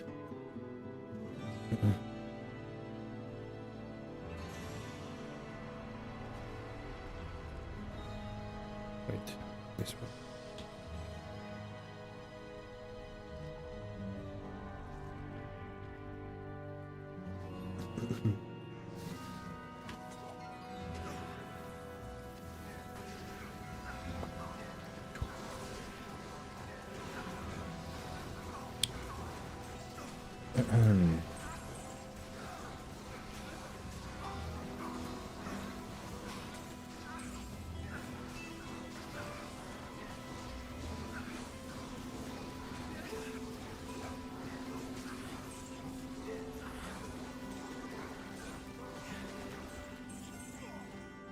Chaos Sanctuary. All right, actually, let's do CS.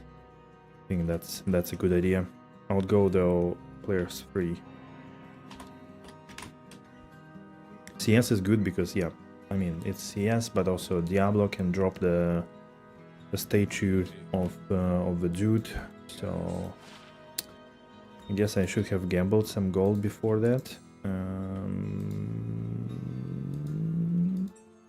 And I would definitely use more damage setup. And where's my armor as well? Where did I put it? There. Dwarf Star. No, Ravenfrost. Okay, let's spend some gold quick and then go to... let's go Act 4. And then do some CS runs for 30 minutes. Change of pace. What do you need? Could gamble already amulets, but have no space for them.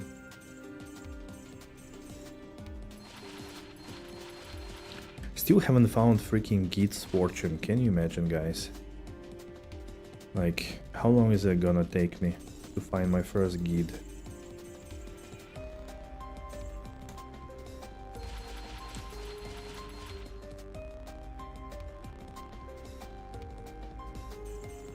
One to 5 fire damage. Just remembered why I stopped playing this game. My luck is trash. Don't take it too close. Although I do agree that the chances are a bit in favor of thousands of hours instead of hundreds. 23 steel ring, man.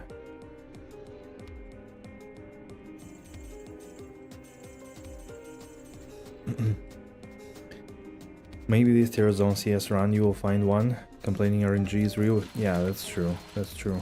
It's funny that I haven't found like any high rune in Travincal or LK. All high runes I found were just on a random other area. And most of mid runes as well, actually. Like Travincal gave me East. And LK gave me Ghoul. And that's it. All the other runes I found elsewhere. Kinda crazy.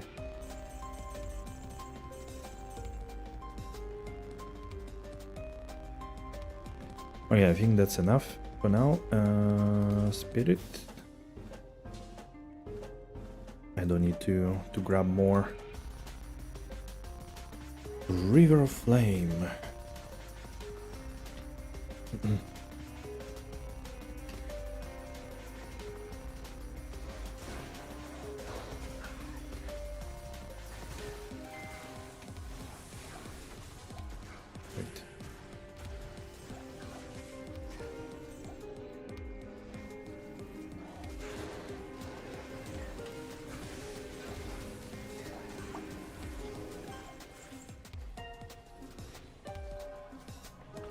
Bloom. Bloom. All right.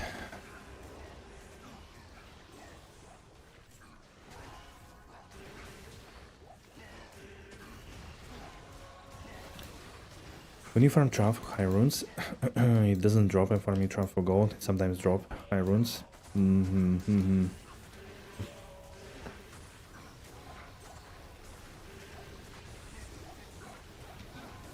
Just sure under 800 runs. Yeah, I had this kind of luck previously also in the ladder, for example. That is true. Oh man, they are fire enchanted.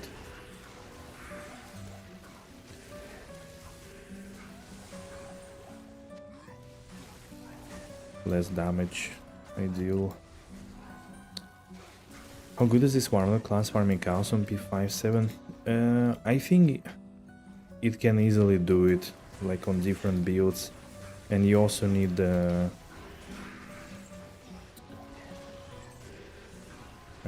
you need more plus skills, of course, but then you could easily do it.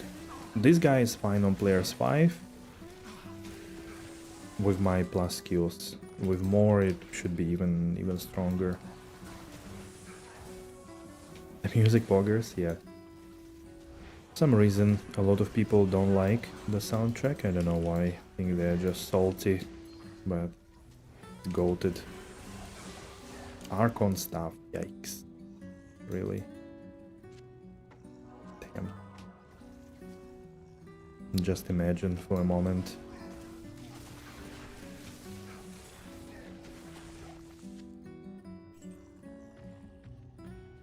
Goated game of the year, yeah, for sure.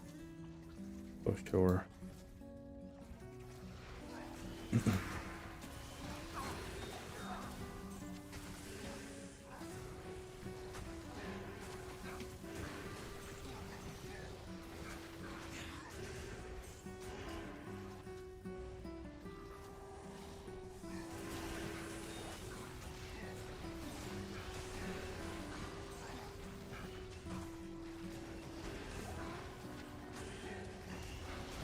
I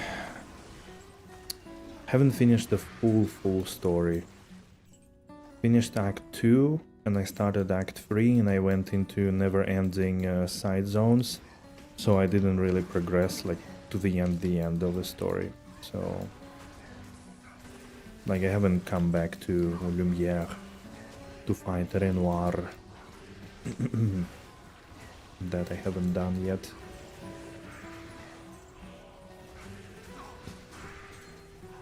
Maybe I should do it while on vacation and just finish the story and then see if I want to do the rest of the side content. Kind of wanted to 100% the game because there is a lot of cool stuff.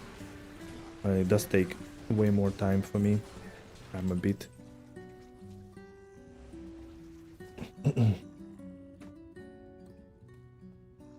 I'm a bit slow with a parry. Sometimes.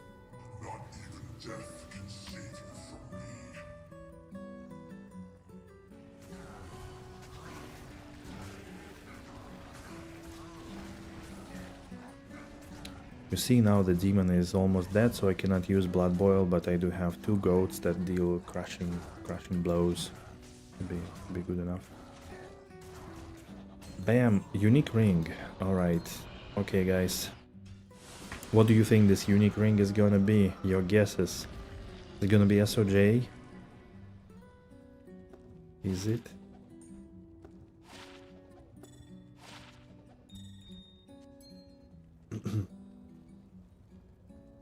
SOJ, Dwarf Star?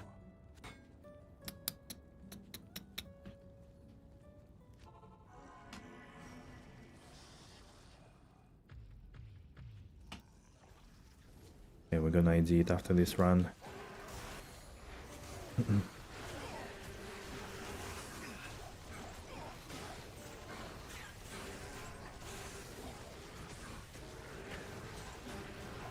Again, Fire Enchanted.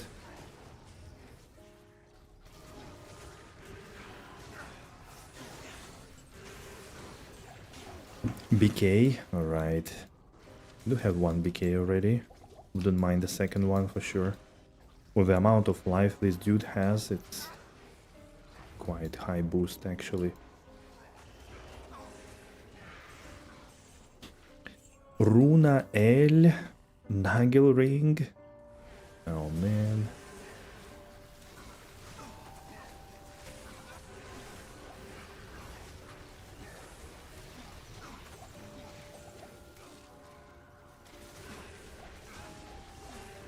Damn, this song is so quiet. Can't even hear it myself.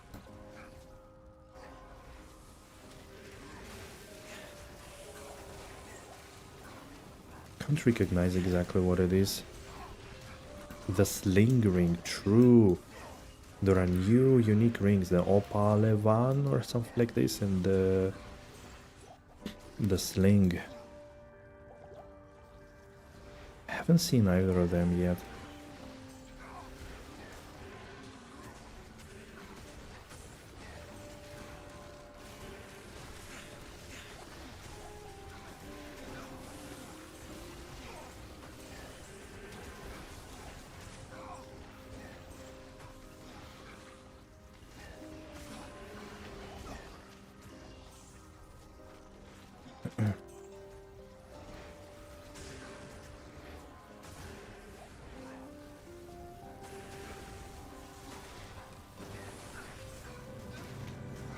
Ah, that's a Risk of Rain. Let's go. Listening.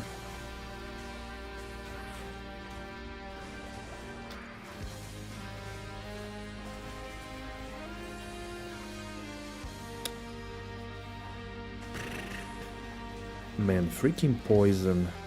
Jesus Christ. Eating through all the juice.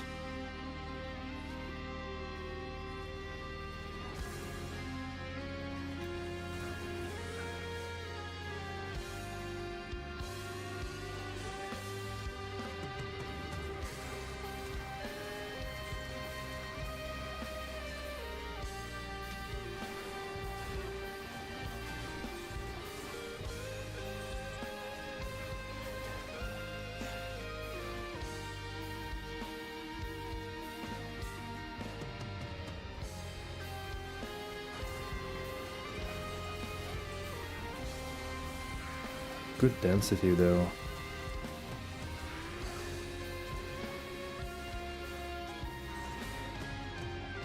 Mhm.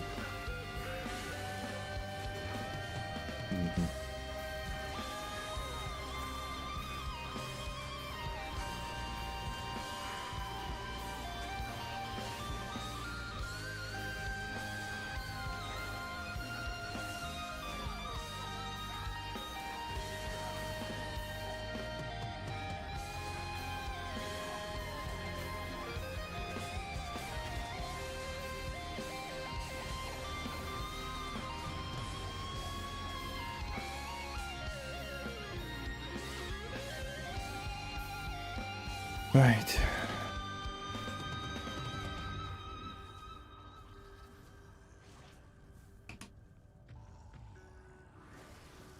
Not even death can save you from me.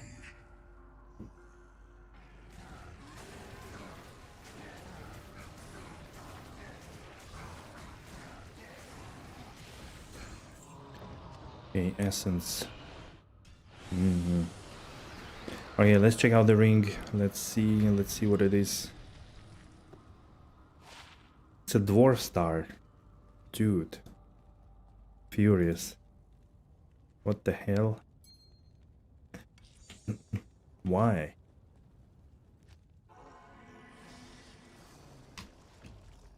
Why do you do this to me?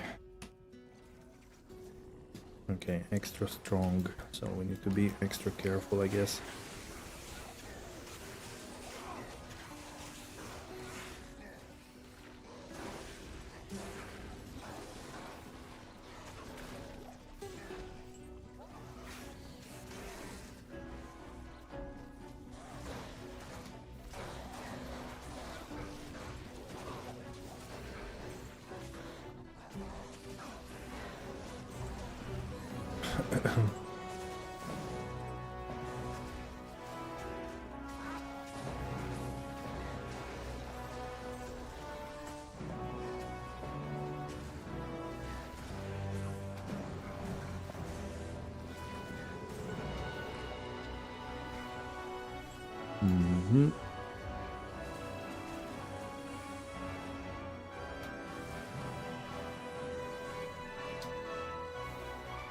A Grumbler's just reward. Damn.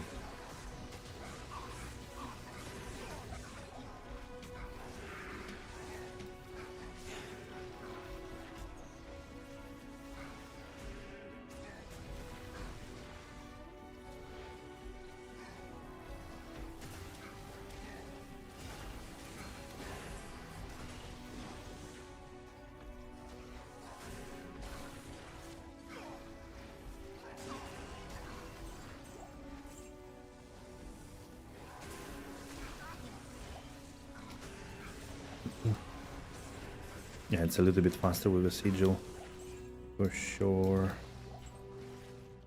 Cereal? No.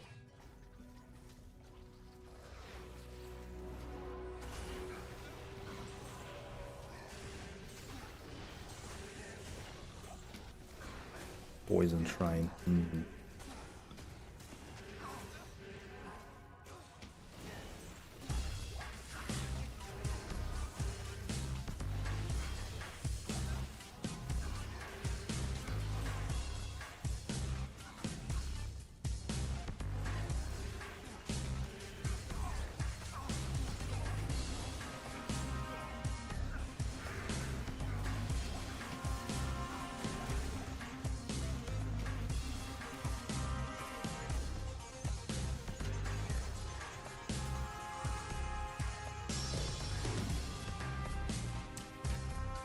Dwarf Star, okay. Not the most exciting ring. I mean, it's a useful one, of course. It's your if it's your first one, but not beyond that usually. Does it even have any stats rolls in G2R? I don't think so.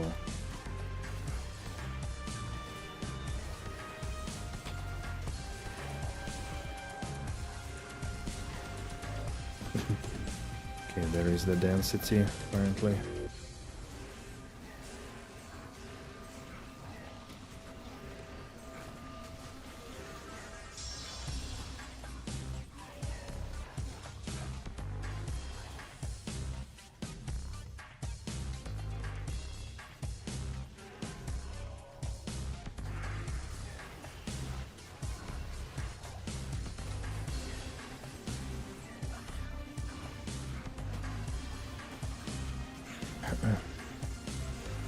Ralrum.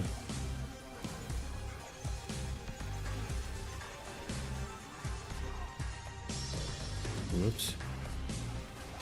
Got me in a corner.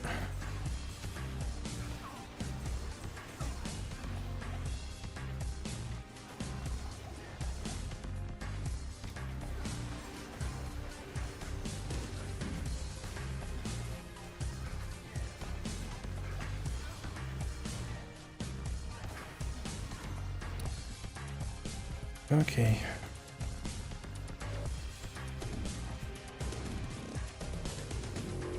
Wait, I didn't click. I was like, why there is a dude? Didn't click the seal.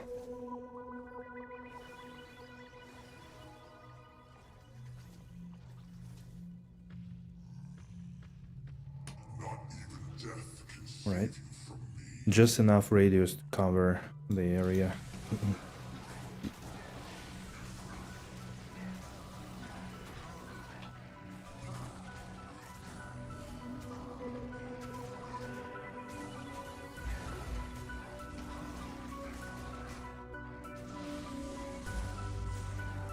Come on.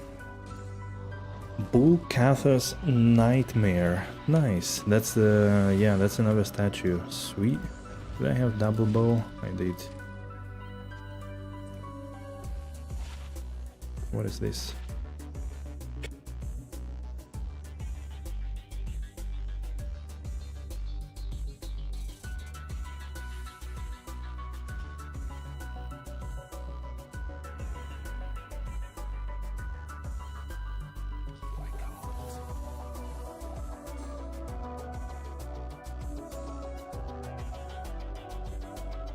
I think the allergies are starting to happen.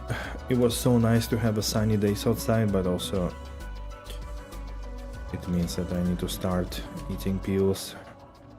How's my overall experience with Warlock? It's very nice. Very nice. It's a very fun character.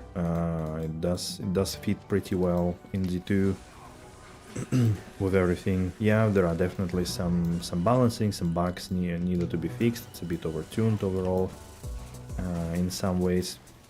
Shouldn't be nerfed like completely, but some adjustments need to be made for sure.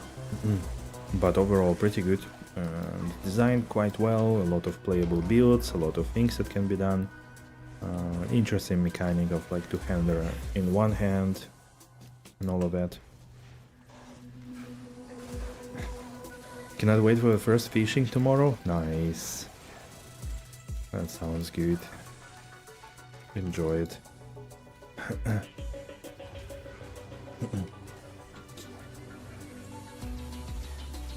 It's fun to play Warlock in general, so I'm also glad they added some kind of mobility skill. Also has like all the archetypes, caster, summon, more like sort of physical stuff. I'm not sure there is like, I mean there is certainly room for like off meta and stuff. I've seen like Double Billy posting a lot of Pool Rune, gentlemen, Pool Rune. That's the one we deserve. I've seen like Double Billy posting quite a few like off meta options and stuff. Most of them look kinda meh to me, but I'm pretty sure like if you play a bit longer and figure stuff out a bit more, there are probably some cool off meta builds to be done with it. And like I would imagine if more item balancing happens, then there will be even more kind of cooler, fun builds to be done. So yeah, overall it's good. It's good. Can definitely recommend to play it.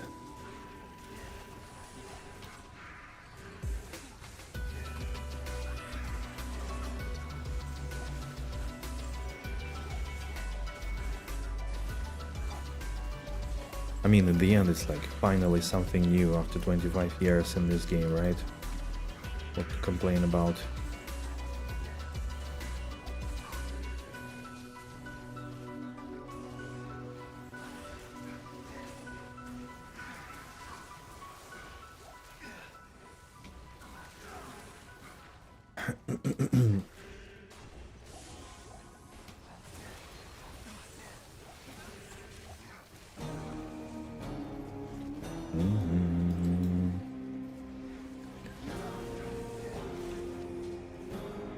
Ral.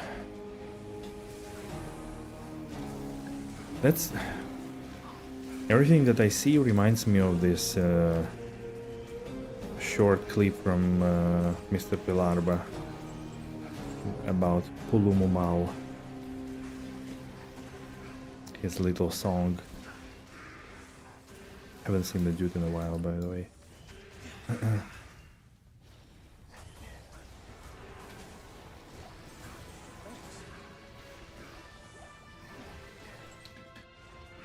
Pulumumal, Pulumumal. Where is a Baroon? Where is a Surun? I found nothing today. Something like that.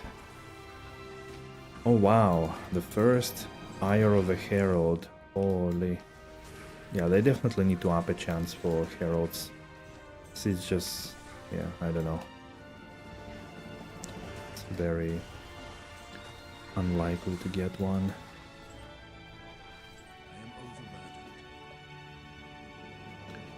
I am overburdened.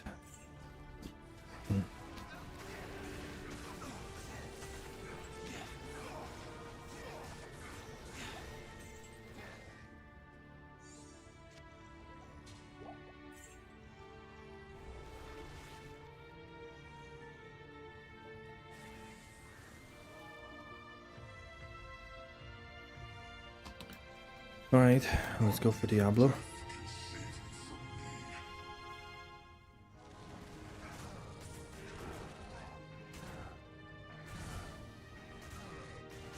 Okay, Crushing Blow first. Deals more damage. Okay, let's go. Bam! Ghost Armor. I think I had the Spirit Shroud already. No? I'm pretty sure it didn't come. It. Wrong button.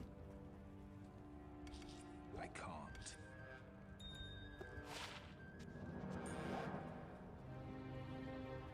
Finally home. Time to log in. Let's go. Let's go. It's we're just going through CS. It's a terror zone at the moment, but it's gonna finish soon.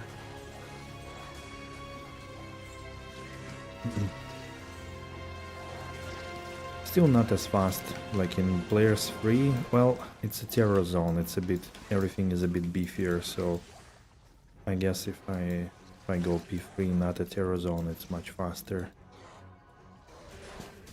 But still, I do miss a little bit of power. Like I feel getting Heart of the Oak, getting the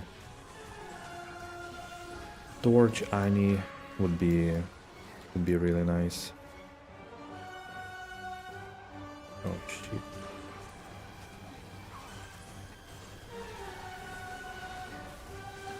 extra fast. Okay, extra fast is a bit funny here in CS, I would say. I need to cast extra careful on myself.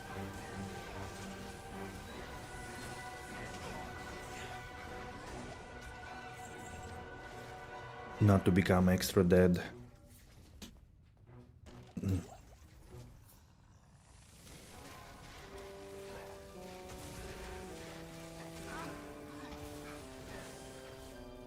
Doom, doom, doom.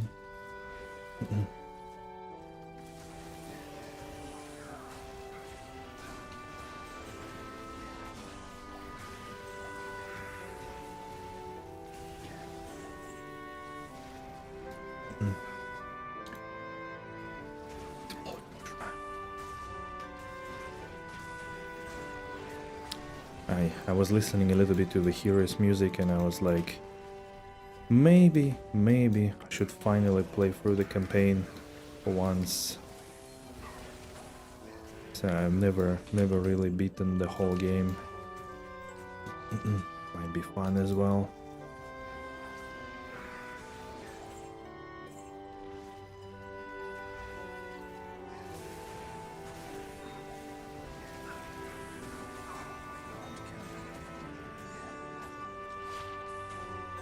$270 AD on those claws.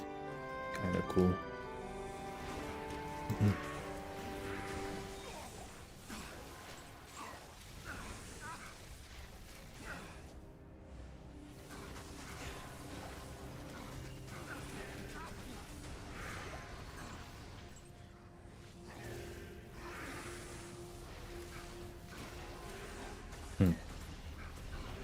Oh, it's funny. The guys from the seal actually don't inherit the bonus from the terror zone. Interesting. I didn't notice it before. Huh. That's something new.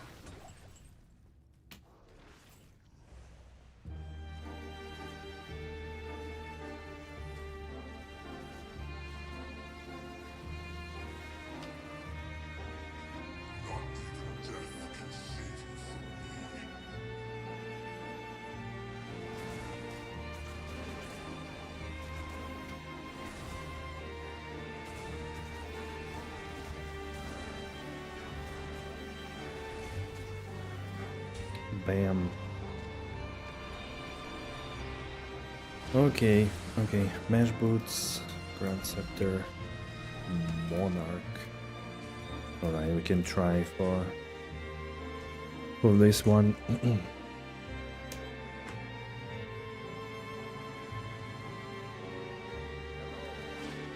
Mr. Kane.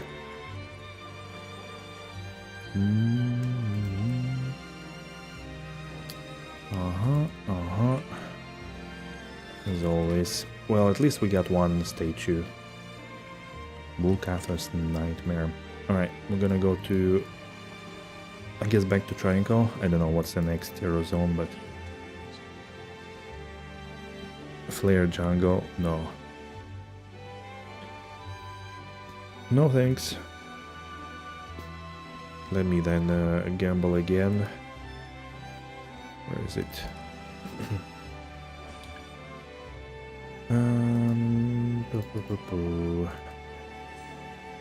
Yeah, let's do some more gambling. 1 frame before Diablo spawned. That's unfortunate. I was also breathing there a bit. Oh. Because I saw that it was already almost dissipated and then he started to spawn.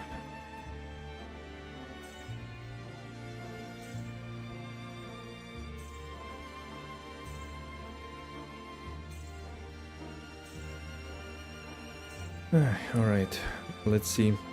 I think the General TC enchantment doesn't affect any of the elites, just the normal mobs. I'm not sure actually. I didn't pay attention. I mean, normally it says there, right? But I was surprised that yeah, when disease spawned, his dudes were not having anything.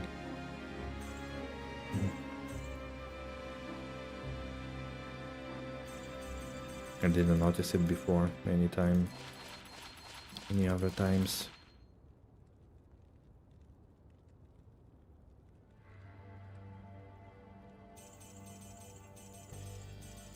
Oh man.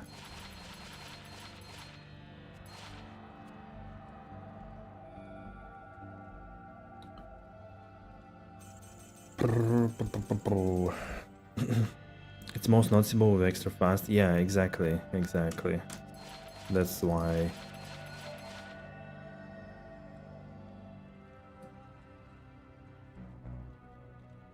Angelic ring again. I think it's the second time we gamble it.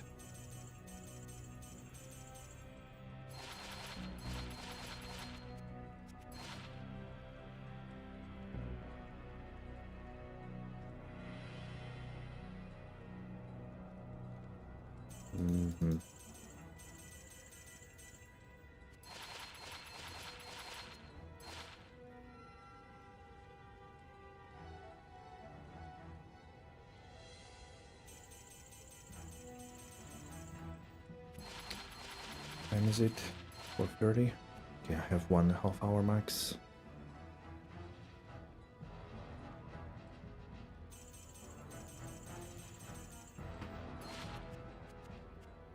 Not enough gold.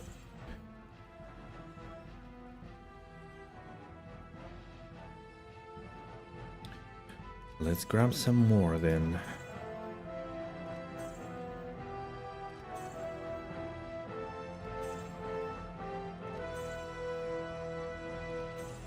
I'll probably leave some gold. Well, we're gonna farm. Just yeah, I think we'll have enough from the next farm as well for caster amulets crafting. Probably by then we'll also have exactly enough amethyst.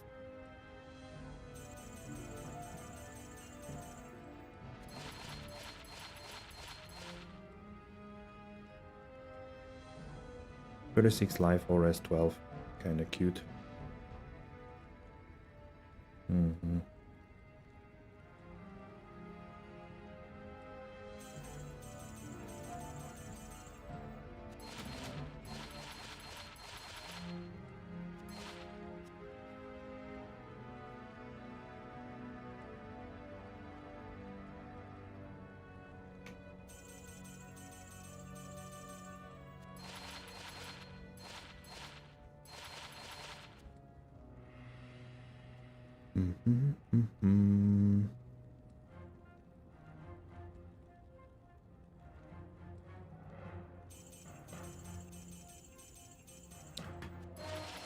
Wow.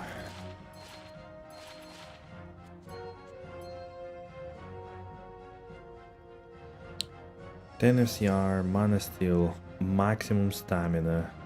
Yep.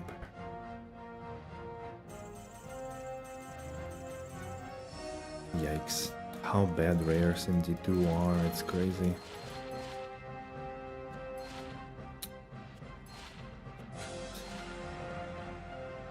Yeah.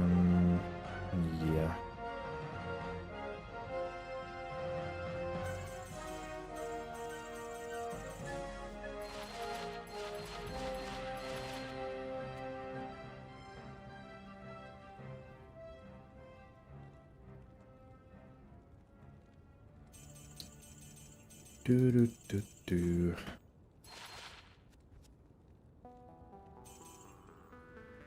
Okay, another one. Let's go for some more.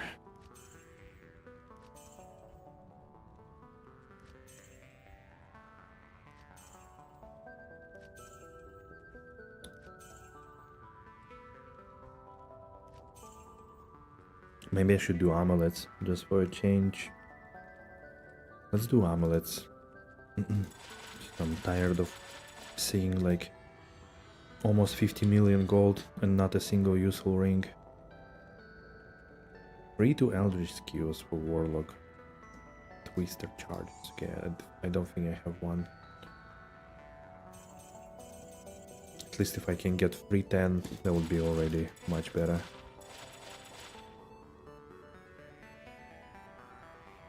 Offensive for Paladin with FCR, life and all rest. Cute. 2 to Amazon. Dexterity or rest. Well, that's worse than Mara.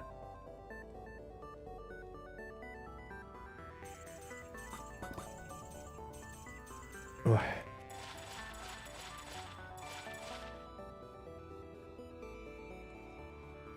One to Sork. 2 to Druid.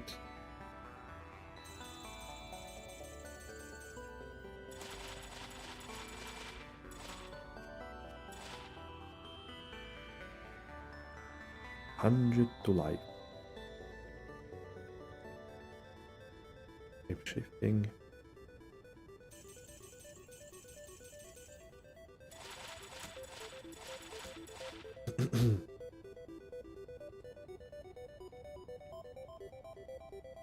Oh shit. Wow. Okay. We gambled High Lord's Wrath. That's cute. This is something I definitely did not expect to see, but fine. Sure.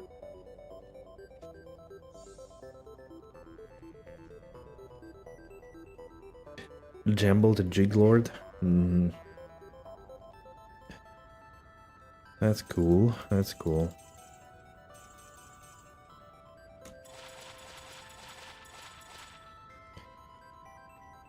You can't believe they didn't add a use for Standard of Heroes? Yeah, that's also funny, right? Like, why? I mean, something at least. An easy thing to do something with Terror Zones or whatever.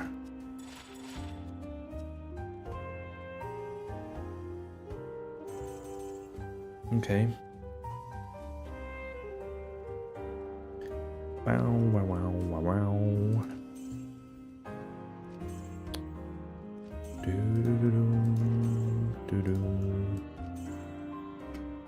This. Let's put all the right things.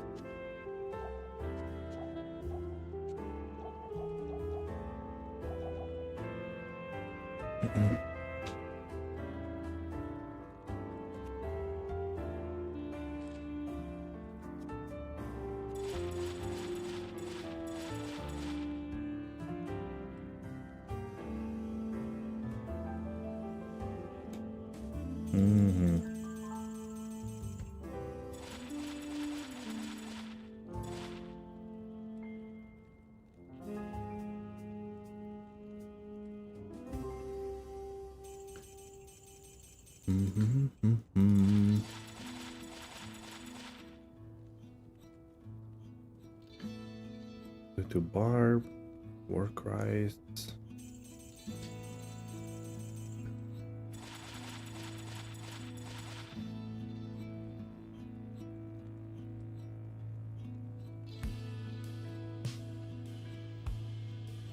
Two to druid with lightning poison and extra gold.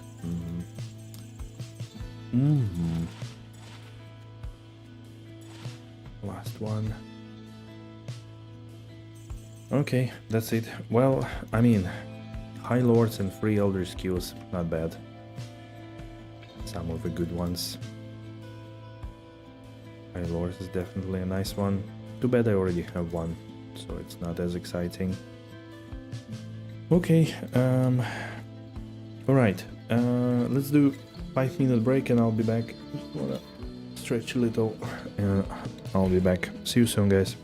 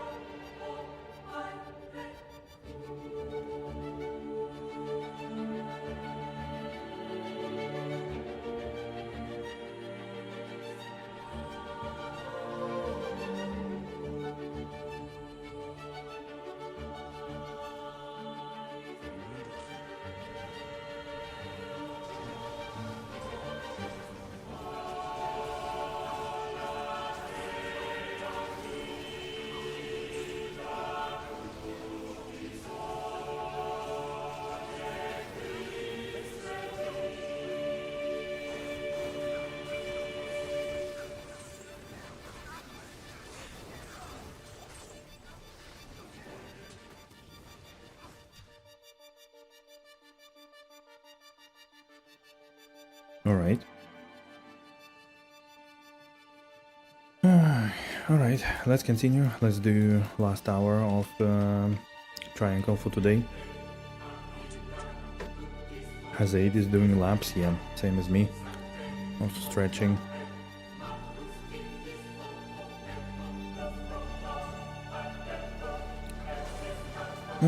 Okay. Come on, Travincal, it's time. The pull rune from CS doesn't count.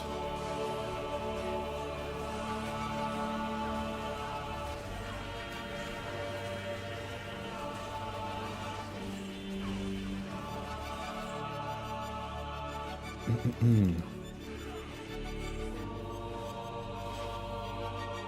25 MF. Nothing else though. Alright.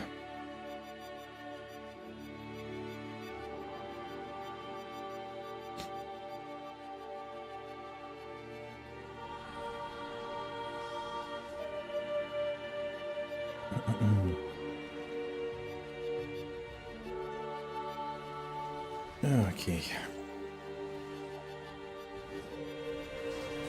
Hop.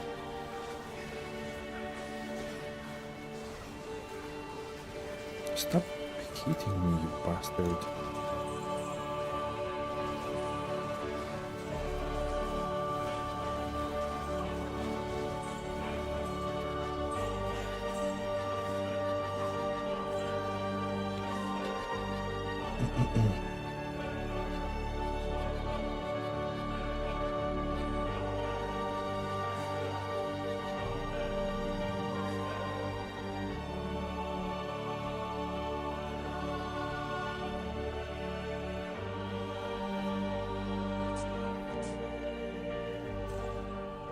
It's locked.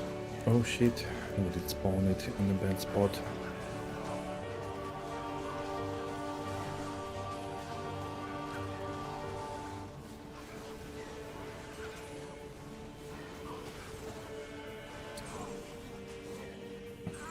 Yeah.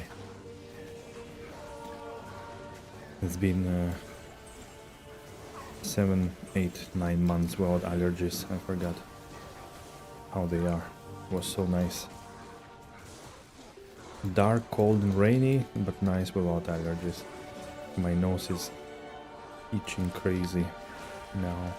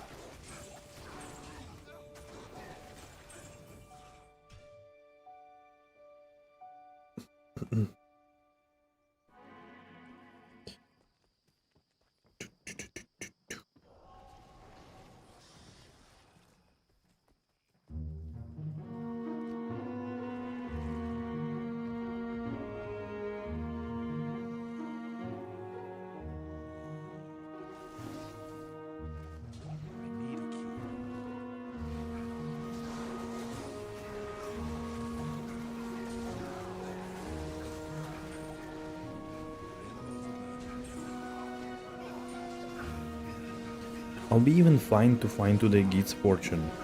At least this. Can you give me game? Or are you gonna be completely stingy piece of...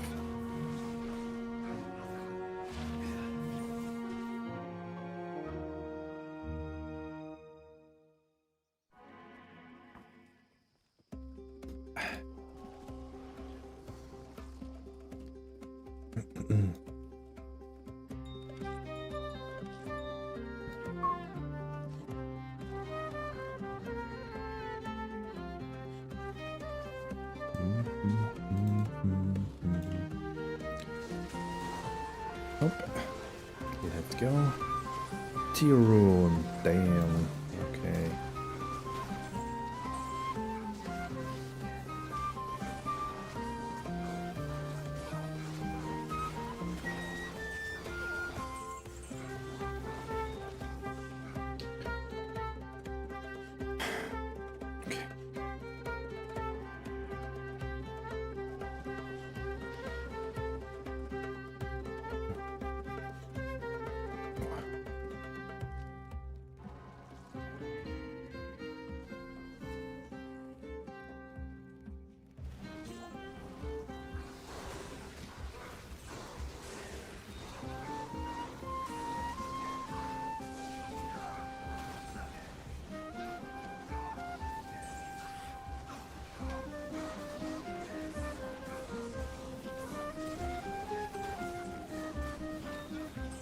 Um.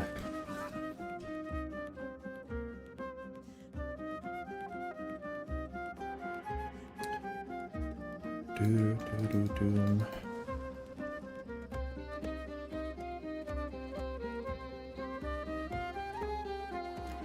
Anybody has found anything interesting in the meanwhile?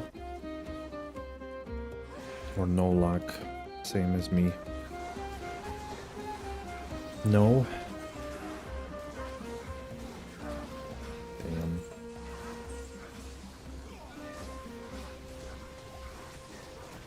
Metal grip? Okay. That's not bad. I don't remember if it was you who found it before or was it namespace. I remember also somebody dropped metal grid.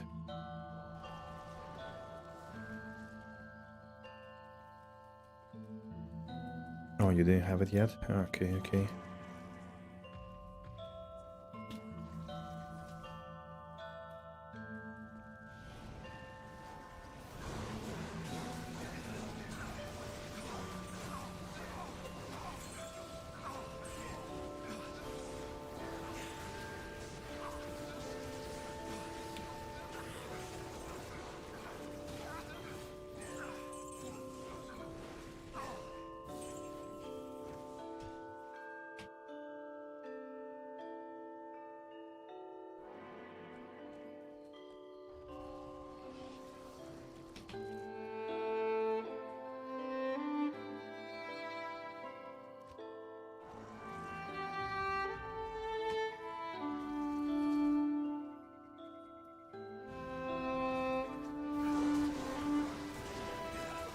Shile. Core. Huh? Okay, core is already closer. But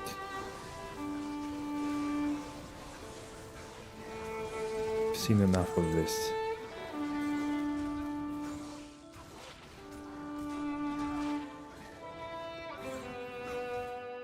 I need something meatier, something serious.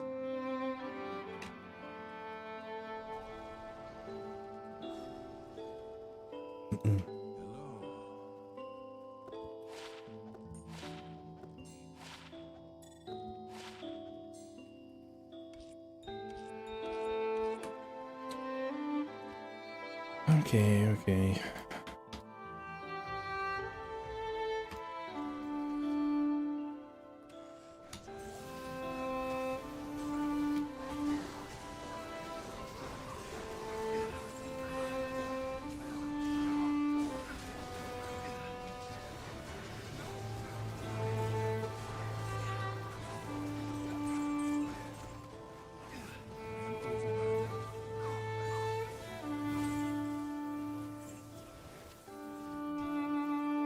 Oi, oi.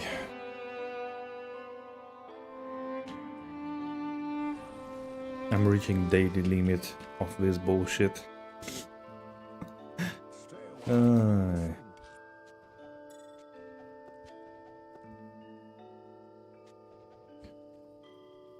How long can you withstand this without any high rune dropping?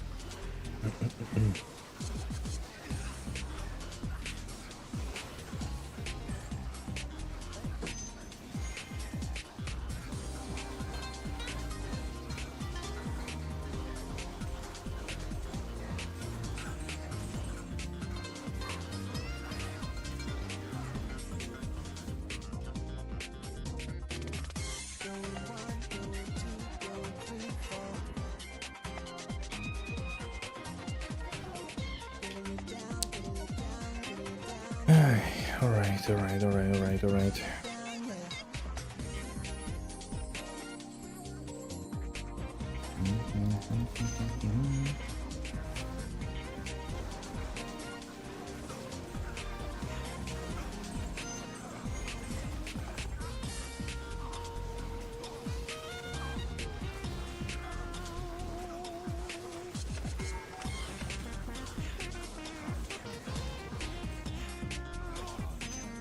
Oh, I'm full. Full on gold again.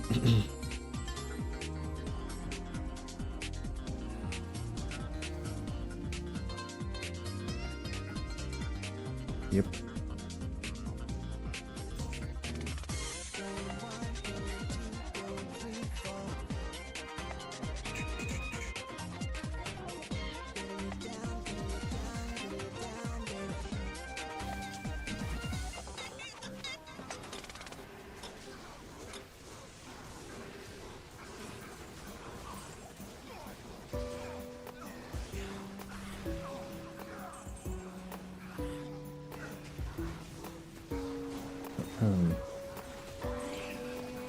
Lum.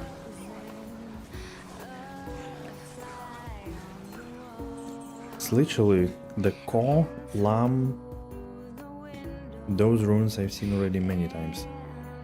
Just traded a ghoul for a Shaco? Nice. Wait, you paid ghoul or you got a ghoul?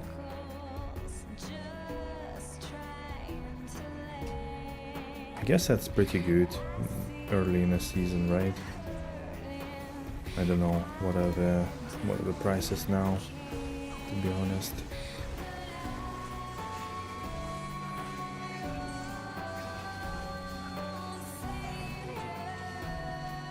Compendium. You paid ghoul? Alright, not bad.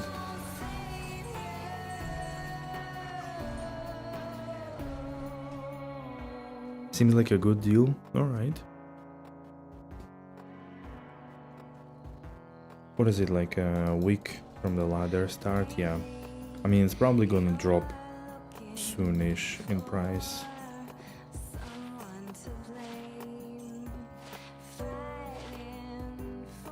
Fire, lightning, fire. I was asking for Eastern Mao. Yeah, I guess it's more useful than Ghoul in general. Ghoul is probably the least useful rune. And Vex seems a bit over the board.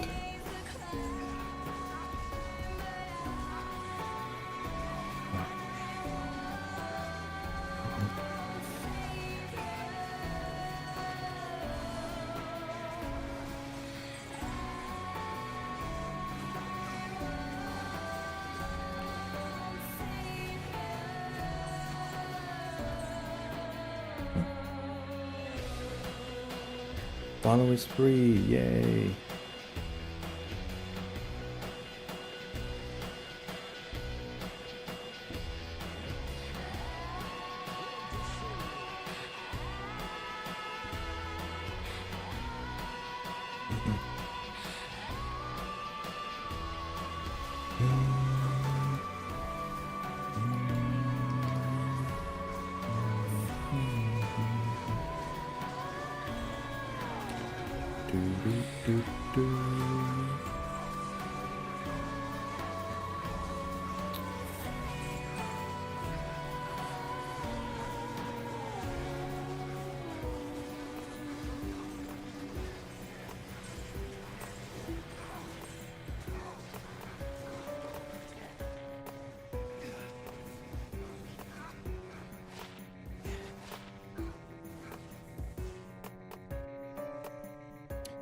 Two to Warlock skills and 2 to Apocalypse.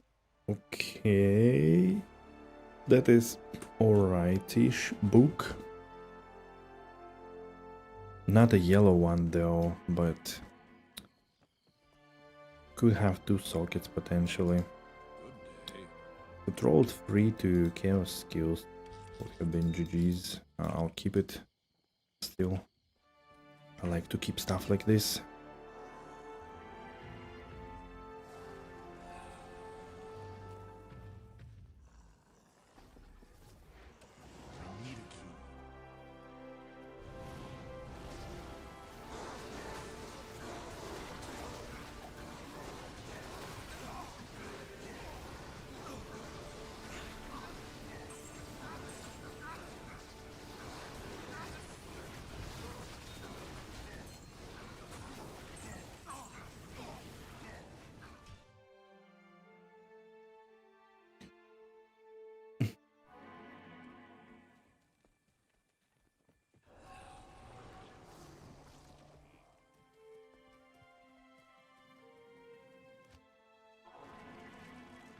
A gray form.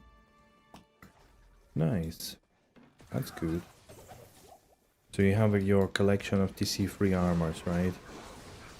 Bling bats, gray form, maybe Arctic furs. I think Vidal is also there, right? The leather. Ooh, war boots. I think it's the first Gore Riders for me. Yeah, nice. Nice Gore Riders. First ones. I'll take it.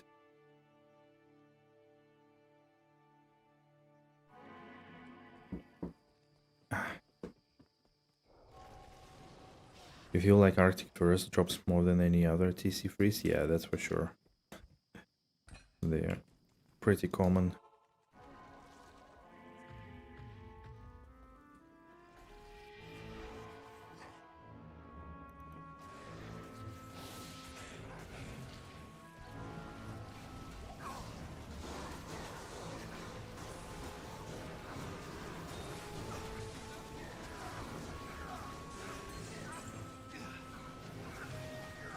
Smart, not Imperial.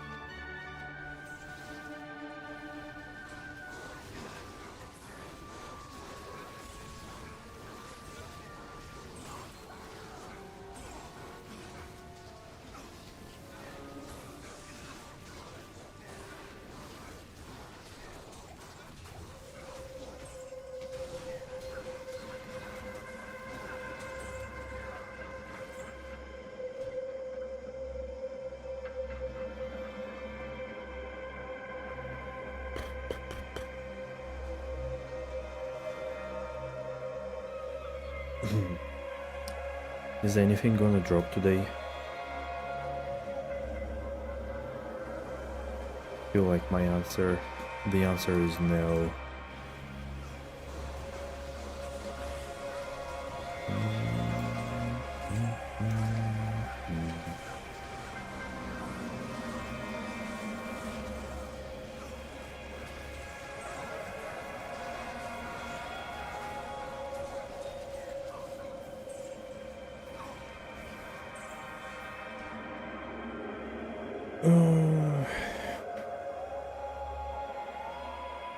Sometimes I feel like that all this time I should just farm the peats on player 7 and Grail, and that's it.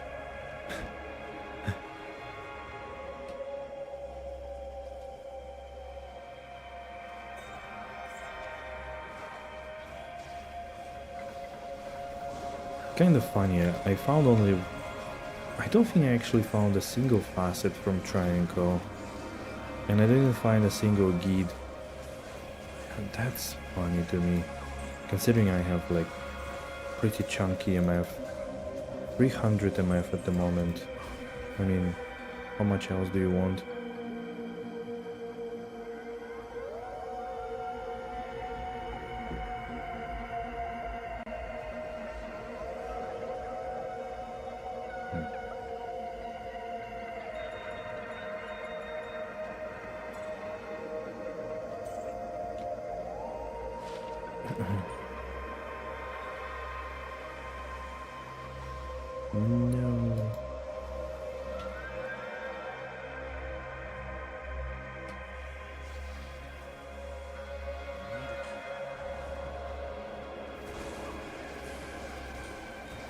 Where'd we go?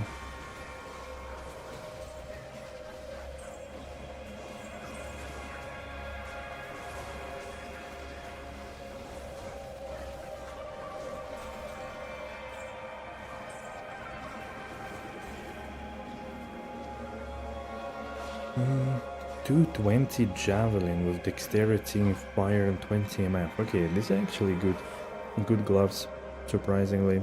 Nice. Okay, that's something at least. If I ever make Java Zone. Nice. 220 with stats and MF and resist. Not high stats or res, but good MF.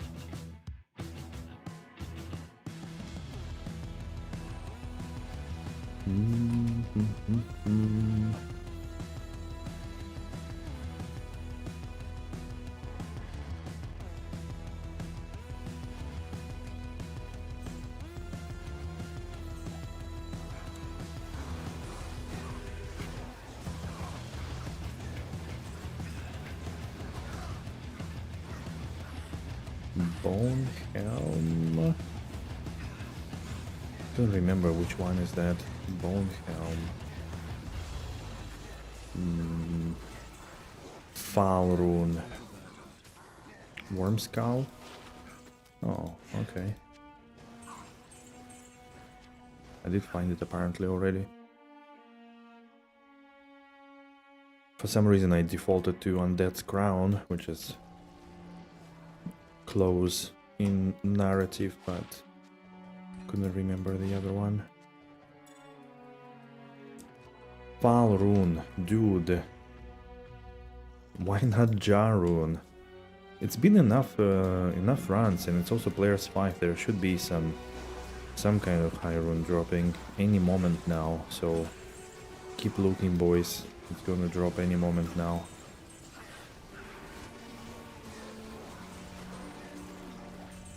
Any moment now, I can feel it.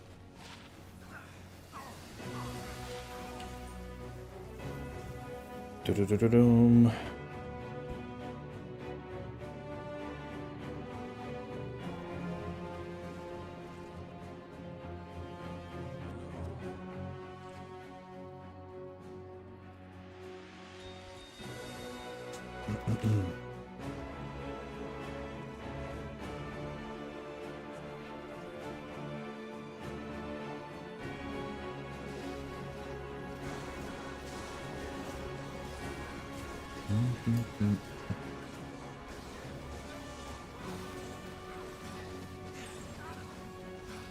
Yeah.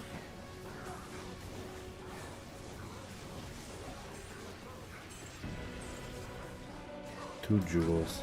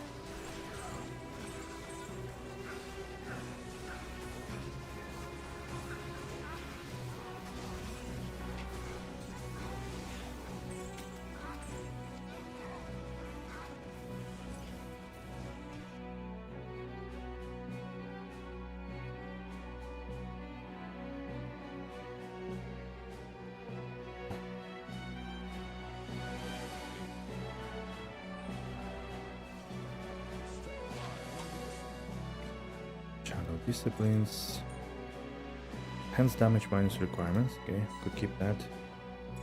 Martial arts.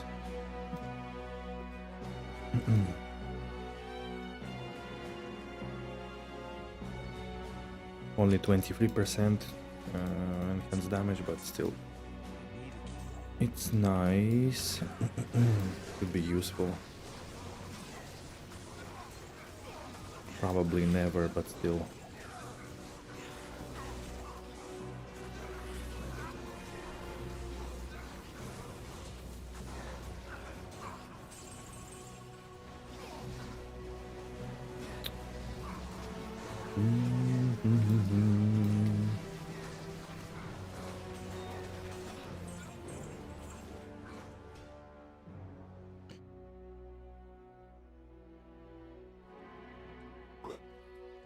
Oh.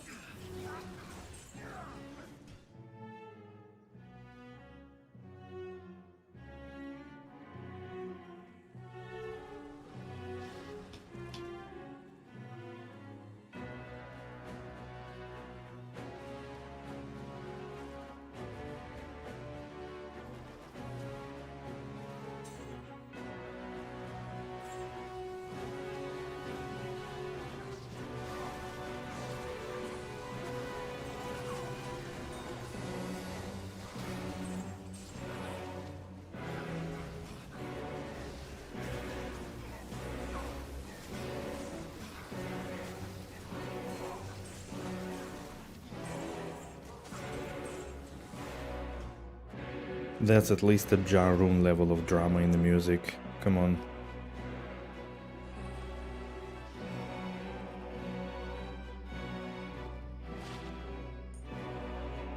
The highest stakes possible.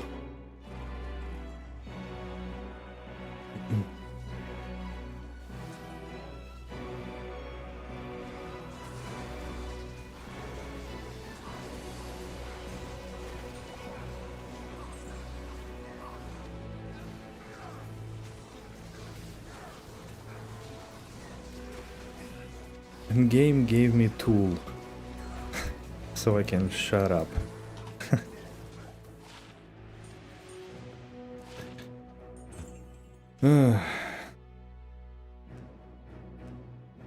Sure.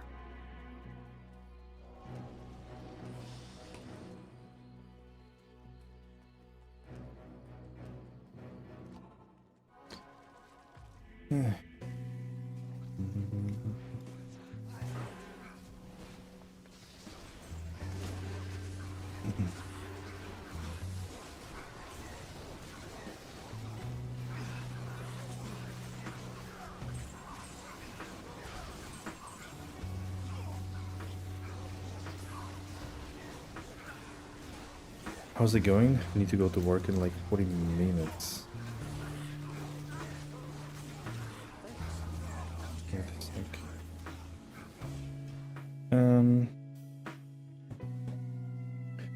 Wait a sec.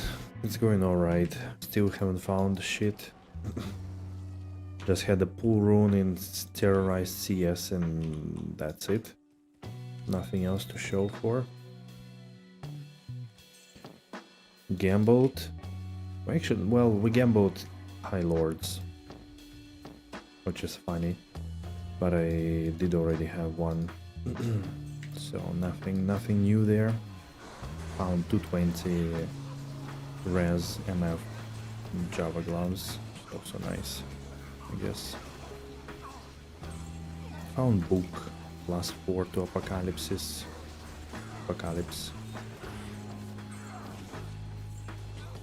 Kinda cool as well. Wait, didn't notice my eel was still alive. Lol, okay, not bad. Yep. What is it? 600, almost 620 players 5 runs. Travincal. Nothing besides East on a run 10. Travincal is dog shit. The most terrible place to farm high runes. And besides that, it didn't even drop anything else good, like no facets, no good jewelry, no geats, literally nothing.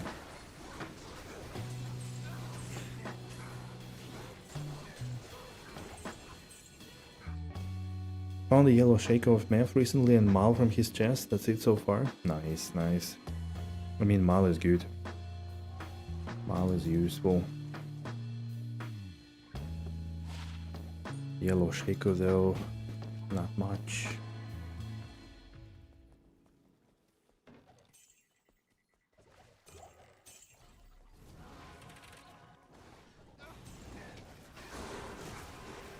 Had one session where I found multiple Baron Jav from Trav. It tricked me into thinking it's a good spot. Exactly. It's like I mentioned, I think, in a previous Triangle farm session that I did have that one time when I dropped Ja Bear East in 10 runs, and on top of that I think I also dropped like PNB Skiller, Shaco and Mara, I think, in 10 runs of Triangle.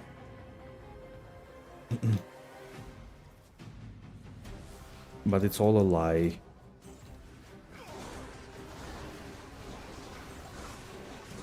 Just have to be a Hork Barb, yeah.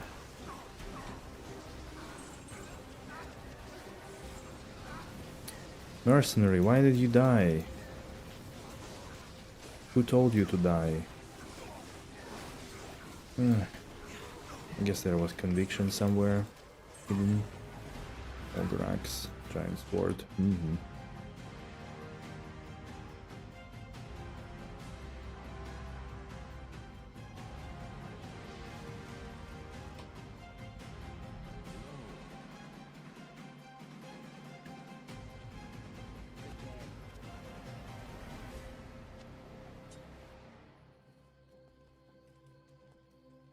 You play for thousands of hours, eventually you see all kinds of crazy drop sequences. Yeah. Of course. If you flip a coin long enough, you will see 10 heads in a row and stuff like that.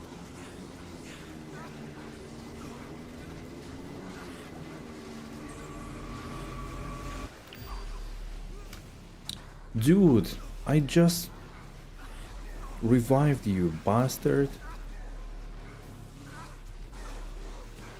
Bloody hell. What the hell is wrong with you? Can I please... Oh, fuck off.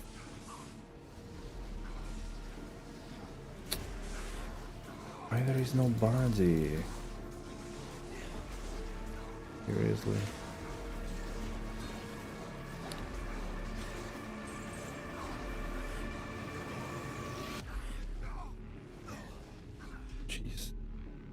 Found the vaccine literally 5 minutes later, a bear. All act 1 health. Yeah. Good stuff. You have good luck. May go play lottery today as well.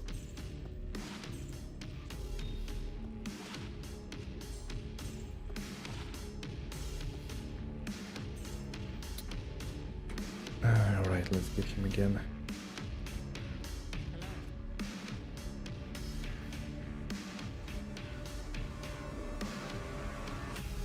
Never ever happened before. Yep. Yep.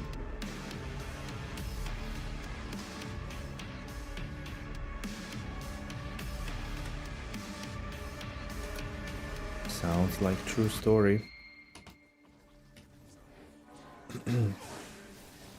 After things like this, of course. It's very rare situations.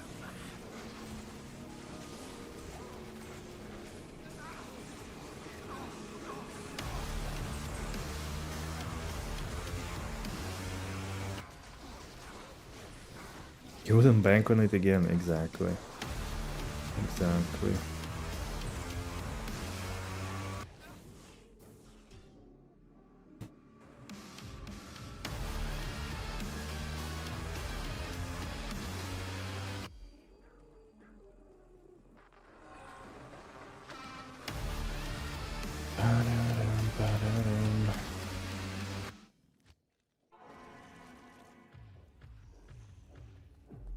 What about after? Maybe shouldn't have quit the game, just kept farming. Yeah, I mean, there is a bit of like seed stuff in this game that determines some kind of random situation, but it's not like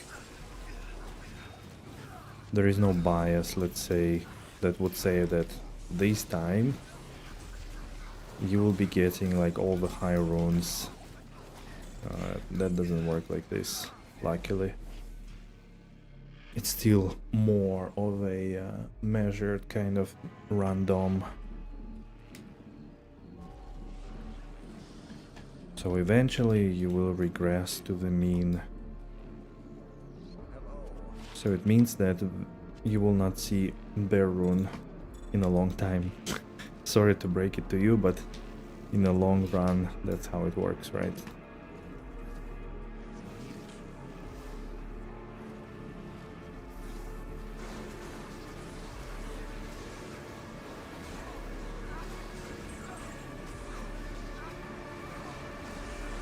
Oh, he's still alive.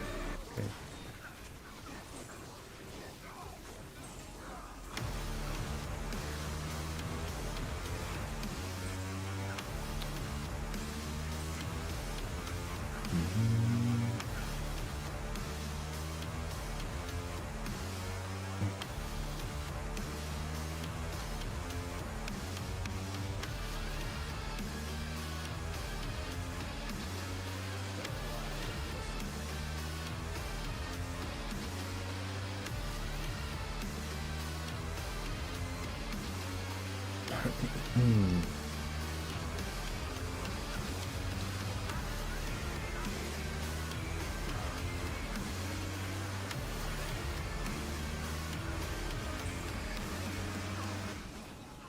Some people are blessed and will never regress all the way, since all statistics like this are theoretical and RNG is what it is.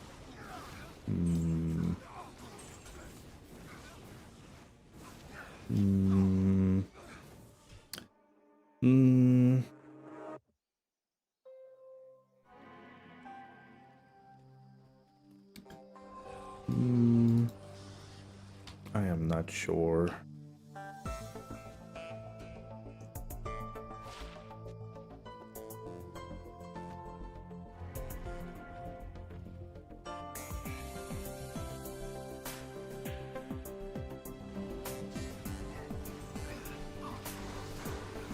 Bloody foothills.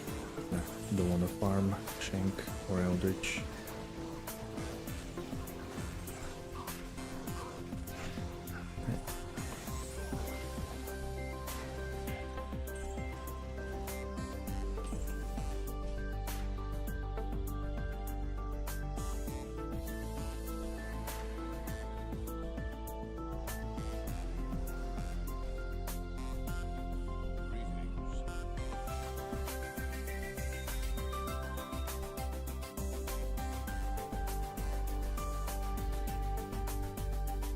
on an infinite timeline will never fully play out. Almost always be just ahead or just behind. No, that's true, of course. You're right. There will be always deviations, and also like for all the people, right? So you can always say, in my case, I'm also gonna regress to the mean, but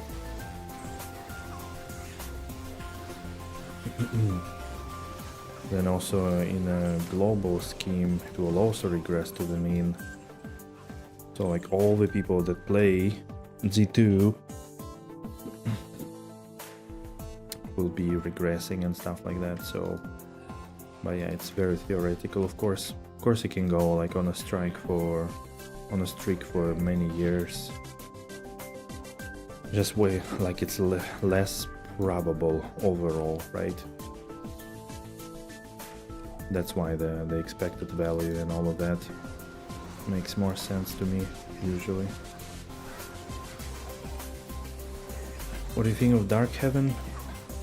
I don't know, man. I haven't played it. I watched maybe like 5 minutes of the gameplay, so I think it's too early. We discussed it the other day that if the new things that they introduce actually have place in a modern ARPG, and if it's good, then why not? But if it's just a kind of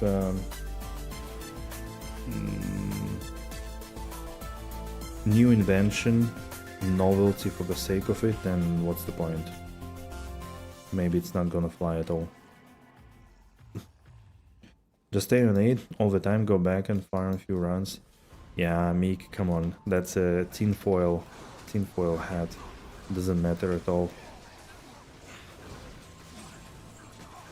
Like, you could consider changing the seed and like re-rolling a map. That could technically help, because the RNG here is based on a seed.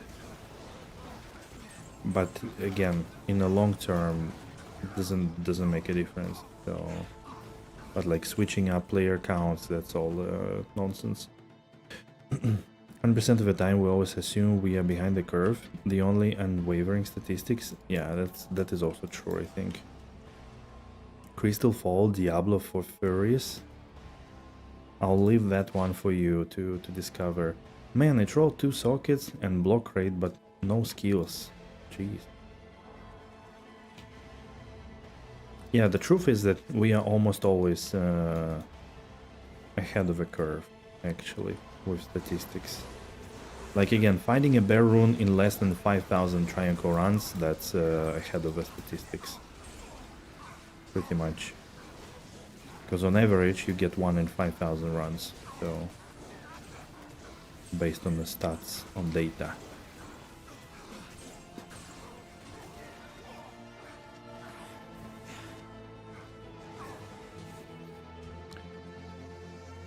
What do you think, Top Secret? Did you like what you saw from Dark Heaven? I don't know if you played the demo.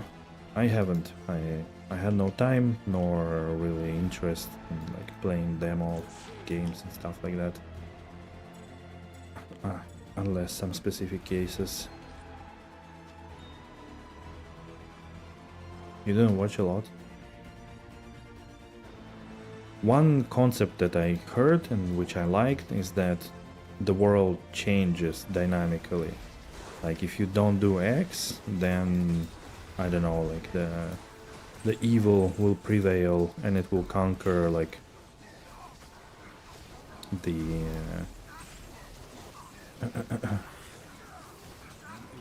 land and like cities and stuff like that. That sounds cool. Is it gonna add to gameplay enough to be really worth of an innovation? I don't know, but it definitely sounds cool.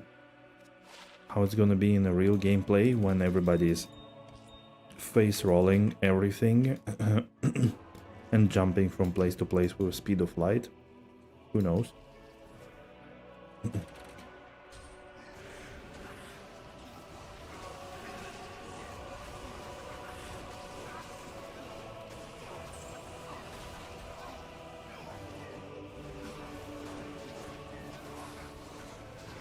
Like I remember when in Sacred, once there is a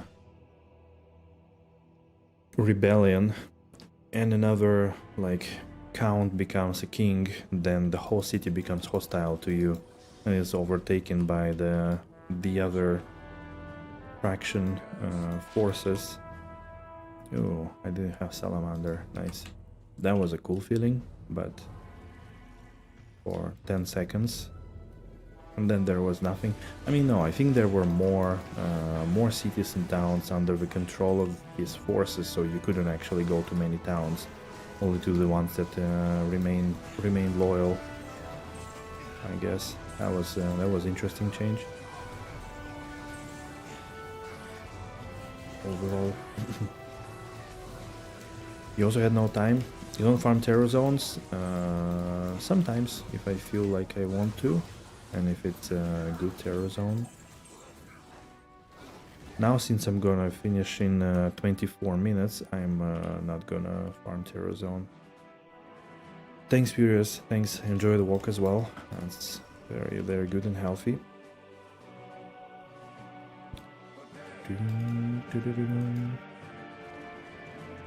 I'm trying to make some content and farm for some content with my current job.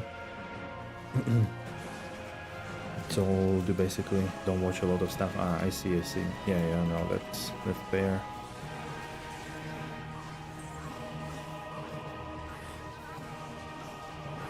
I started putting together first video since like ages. But yeah. Now I think like with holidays I should be able to put something out.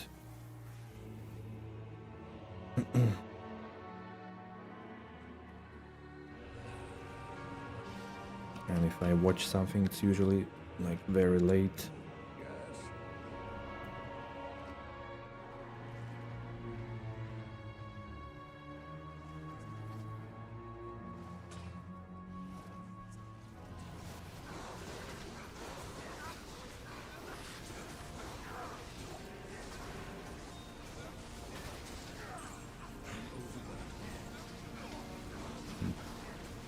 I'm overburned? Oh. Full in gold again.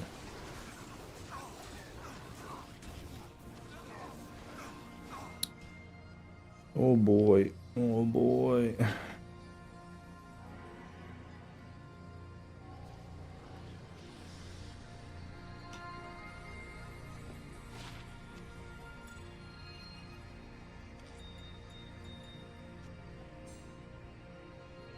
Wait. Get to put it in a personal stash.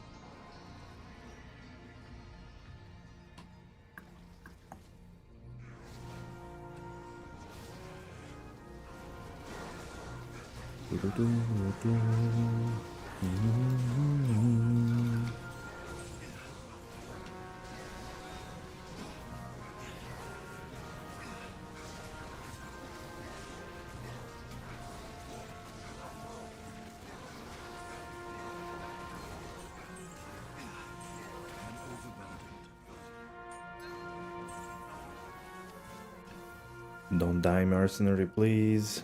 I'm not gonna manage that anymore.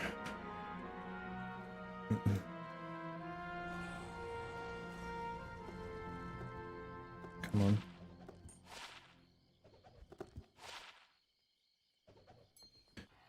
Good stuff.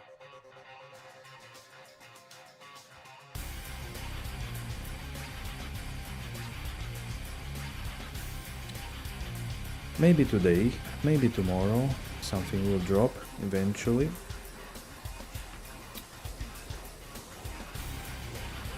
Now after all of this, really the one that I'm looking for is Jar Rune. Because then at least it opens me a possibility to farm a couple of sewers from LK. Less crazy than farming 4 sewers for a jar or 2 more bears.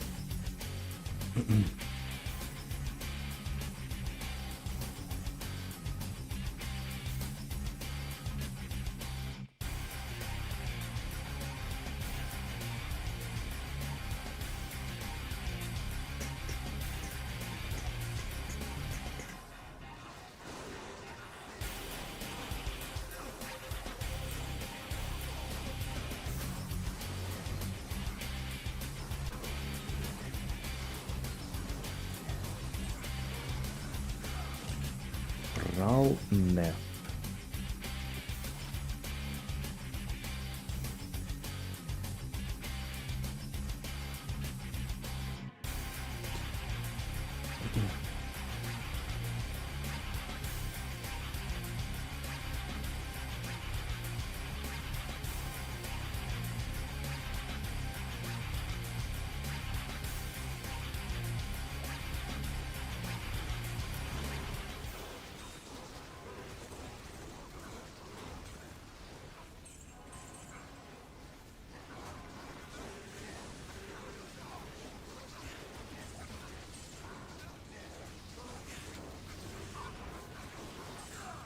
What the fuck is happening there? Why did they just deleted everything? Do you use Might Merc? No, actually not. I don't. I'm using Prayer Merc. I was thinking that, yeah, maybe I should switch to Might, but he probably will do a bit more damage. Hey Zen Viking, how's it going? Maybe I should switch to Might, but I was using Prayer because before he also had Cure helmet, and it was helpful for like whatnot, you know, for the life recovery, for curses, for poison. But now, I don't know, maybe Might is better. Still, I don't think that Hephaestus really deals like decent damage there. Merc does good damage though, so maybe it could be helpful also for him to leech more life, survive better. Nef. Doll.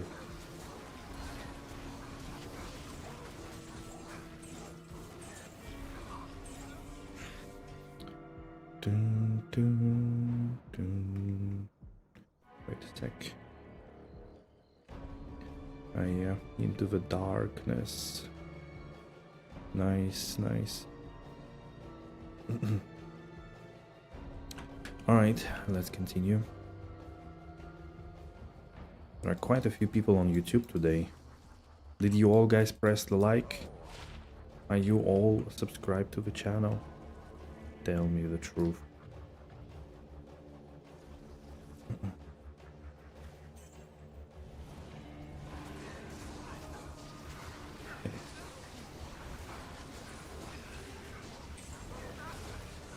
Monarch.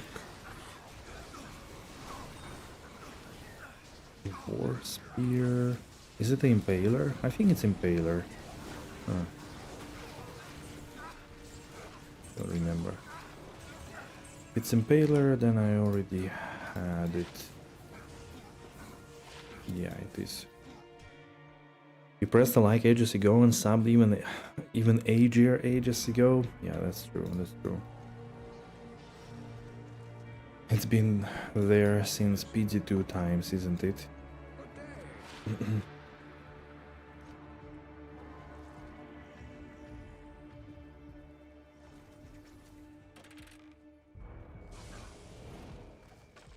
What?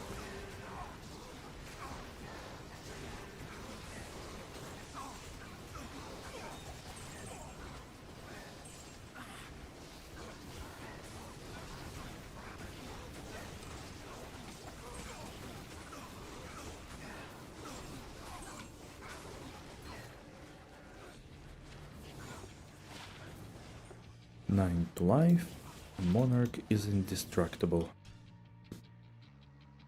You subbed when you did PD2. What's that awful place again called in Act 3? The Swampy Pit? Yeah.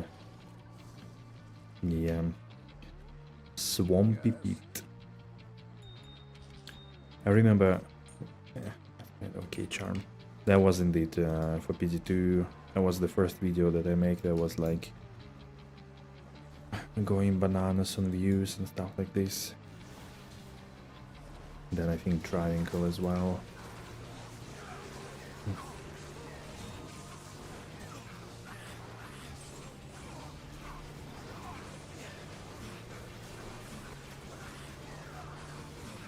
Come on, stop healing him, you bastards.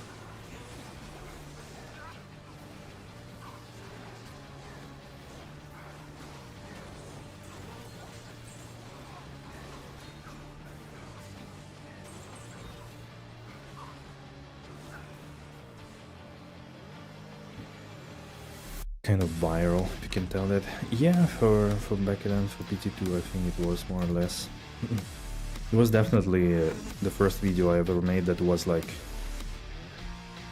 making a lot of views every day, stuff like that. So I think literally before that I was doing the Super Uniques project stuff. Then I uploaded the playthrough on the Barbarian. So there was really not much.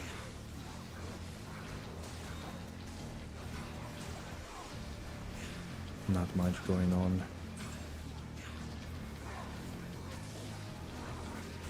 First video that was making some kind of views was 100 Karl runs. It was like part of a Super Unique project. Like Dario and Cows got like 200 views I think in a week, and I was like, what? No way.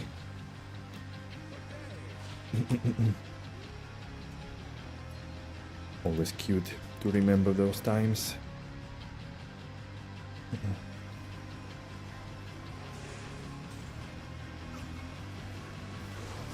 Now it kind of sucks with the PoE update because they changed the Atlas, so my PoE video about Atlas and maps, not fully but like partially outdated, so I don't know, do I need to make a new one? I don't know anything about a new one myself. But I don't think it really changes a lot. Simplifies things mostly.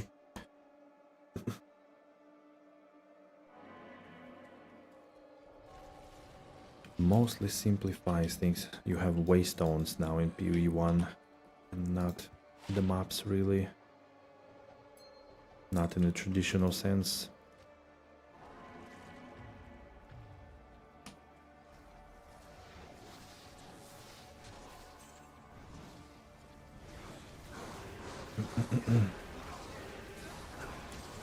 Don't need any more specific map, so you don't need to bother about completion, most likely. Probably gonna be much easier now. Don't need to find specific maps, and then probably still need to find specific unique maps and maybe trade for those, but for the rest, no shenanigans with selling. I don't know if the Kirex missions still there actually, or is it part of the map device crafting kind of? I guess it is, strictly speaking, considered, right?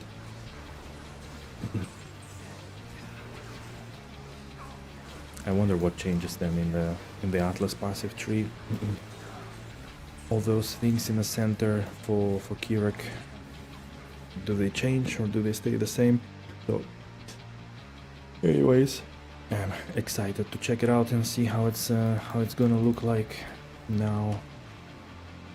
If you wasn't following for ages, I'll drop in to watch your progression. If you're not working then, yeah, that would be cool. That would be nice. There is always a huge drop.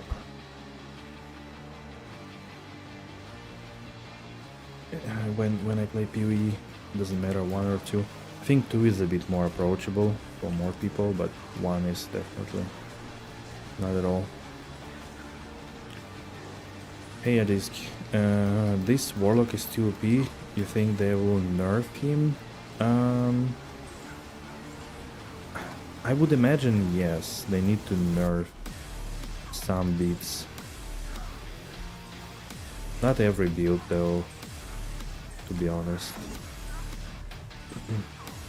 I don't know how magic, like Abyss, scales in the late game, like that I don't know.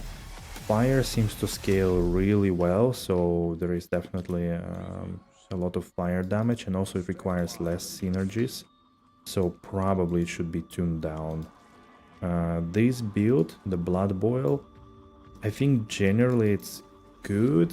Maybe make it a little less strong, but like a little.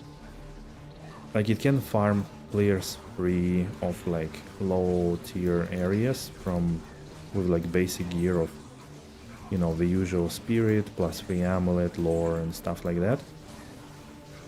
So in that sense, it's kind of nice. It has two different elements, so it should be okay. They might want to buff a little bit pure summon, because I think that's I mean, that's good for playthrough, but I don't think it scales anywhere in the late game.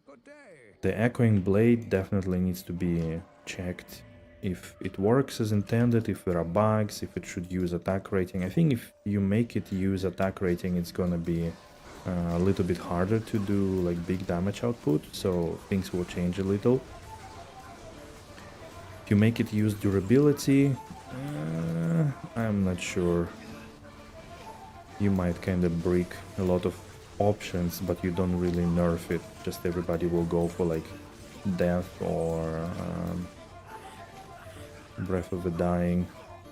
And maybe, yeah, tuning down a little bit the damage could be a good idea there. Because like it's absolutely destroying everything. But if it has some kind of bug and should use attack rating, maybe it's not gonna be as strong. So it needs to be checked. And I think Cleave is like not a crazy build. I think it should stay for sure as is. But yeah, I would definitely balance it a little bit, because it's just the amount of investment you need to do is a bit too strong. Like you don't need investment for most of its builds. But it's a question if they want to, if they're gonna balance anything else. Like if they're gonna push something up instead of balancing this down, then of course it's I mean, I would have a question why, 'cause there is no content in the game really, but it needs to be checked in combination of other things. To Blizzard. Okay, Gavel of Pain I could keep maybe for some kind of crazy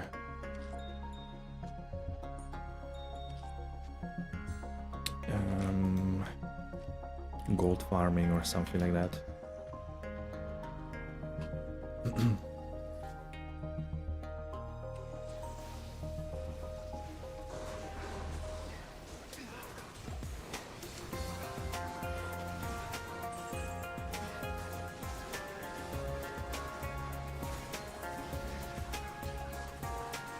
Lamberg. The Grimoire. I think I had, yeah, Ripstone. I had. Come on.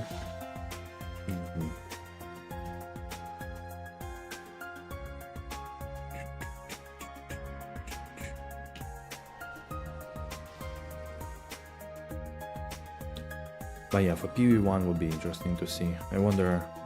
I guess like it's not really. All the changes they try to do to the campaign in PV1, I think it's all for naught, really. I don't think anybody really cares. Everybody just try to do campaign as fast as possible there, so yeah, maybe it can improve a little bit experience, just to add a bit variety of things that happen there, but it's really not something that would be super exciting.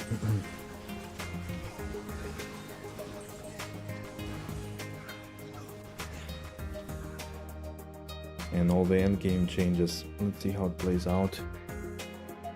What it's gonna mean.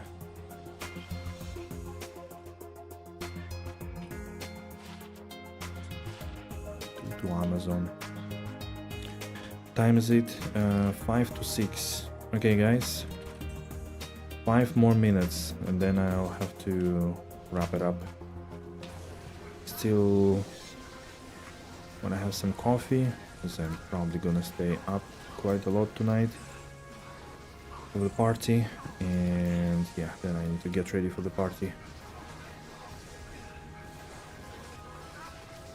So I'll bid my farewell to everyone. Wait, all of them? Let's see in the last 5 minutes we're gonna find anything. I bet not.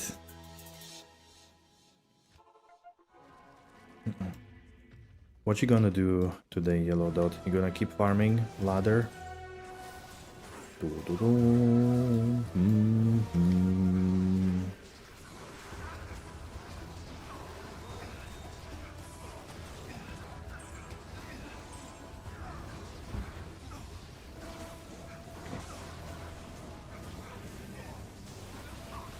Ogre Mole.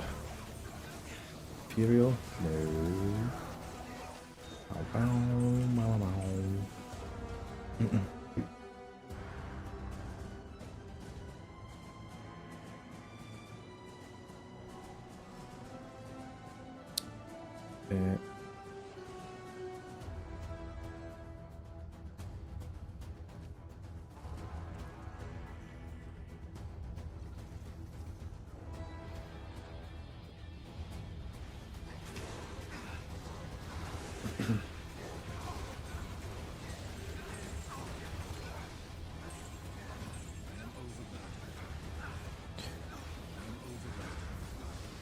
Dude, don't die, please. Thanks.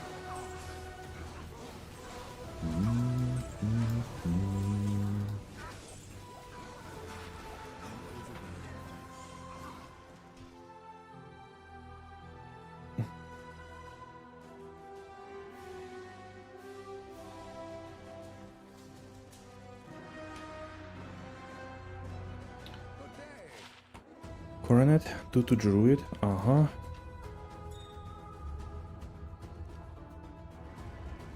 No other stats. Not lucky.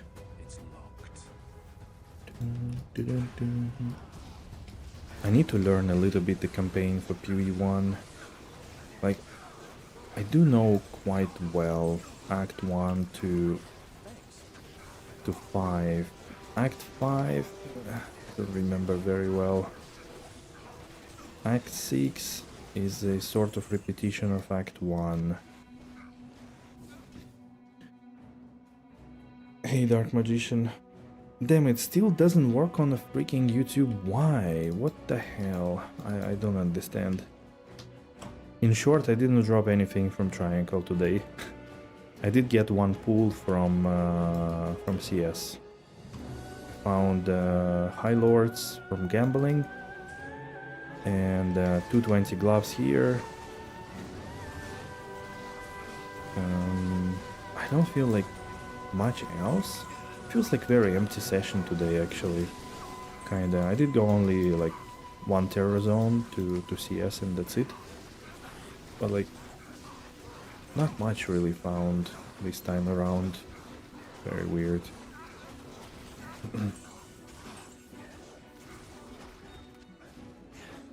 But yeah, and then like Act 6, don't remember much. Act 7, also not a lot. 8, 9, those like...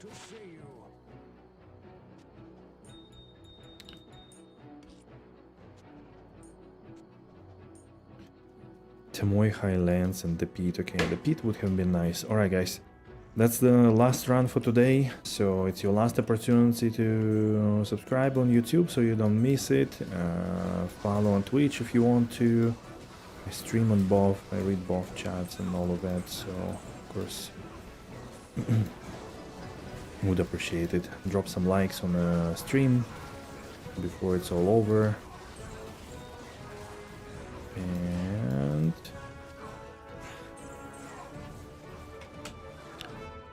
that's gonna be it. I'll just double check if I missed anything, but I think I didn't.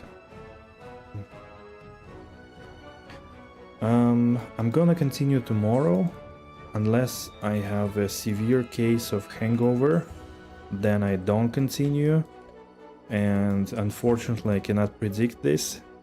It's always unpredictable, so let's play it by ear and see how it goes tomorrow.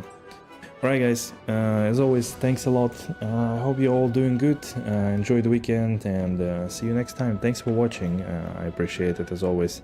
Alright, take care. Bye.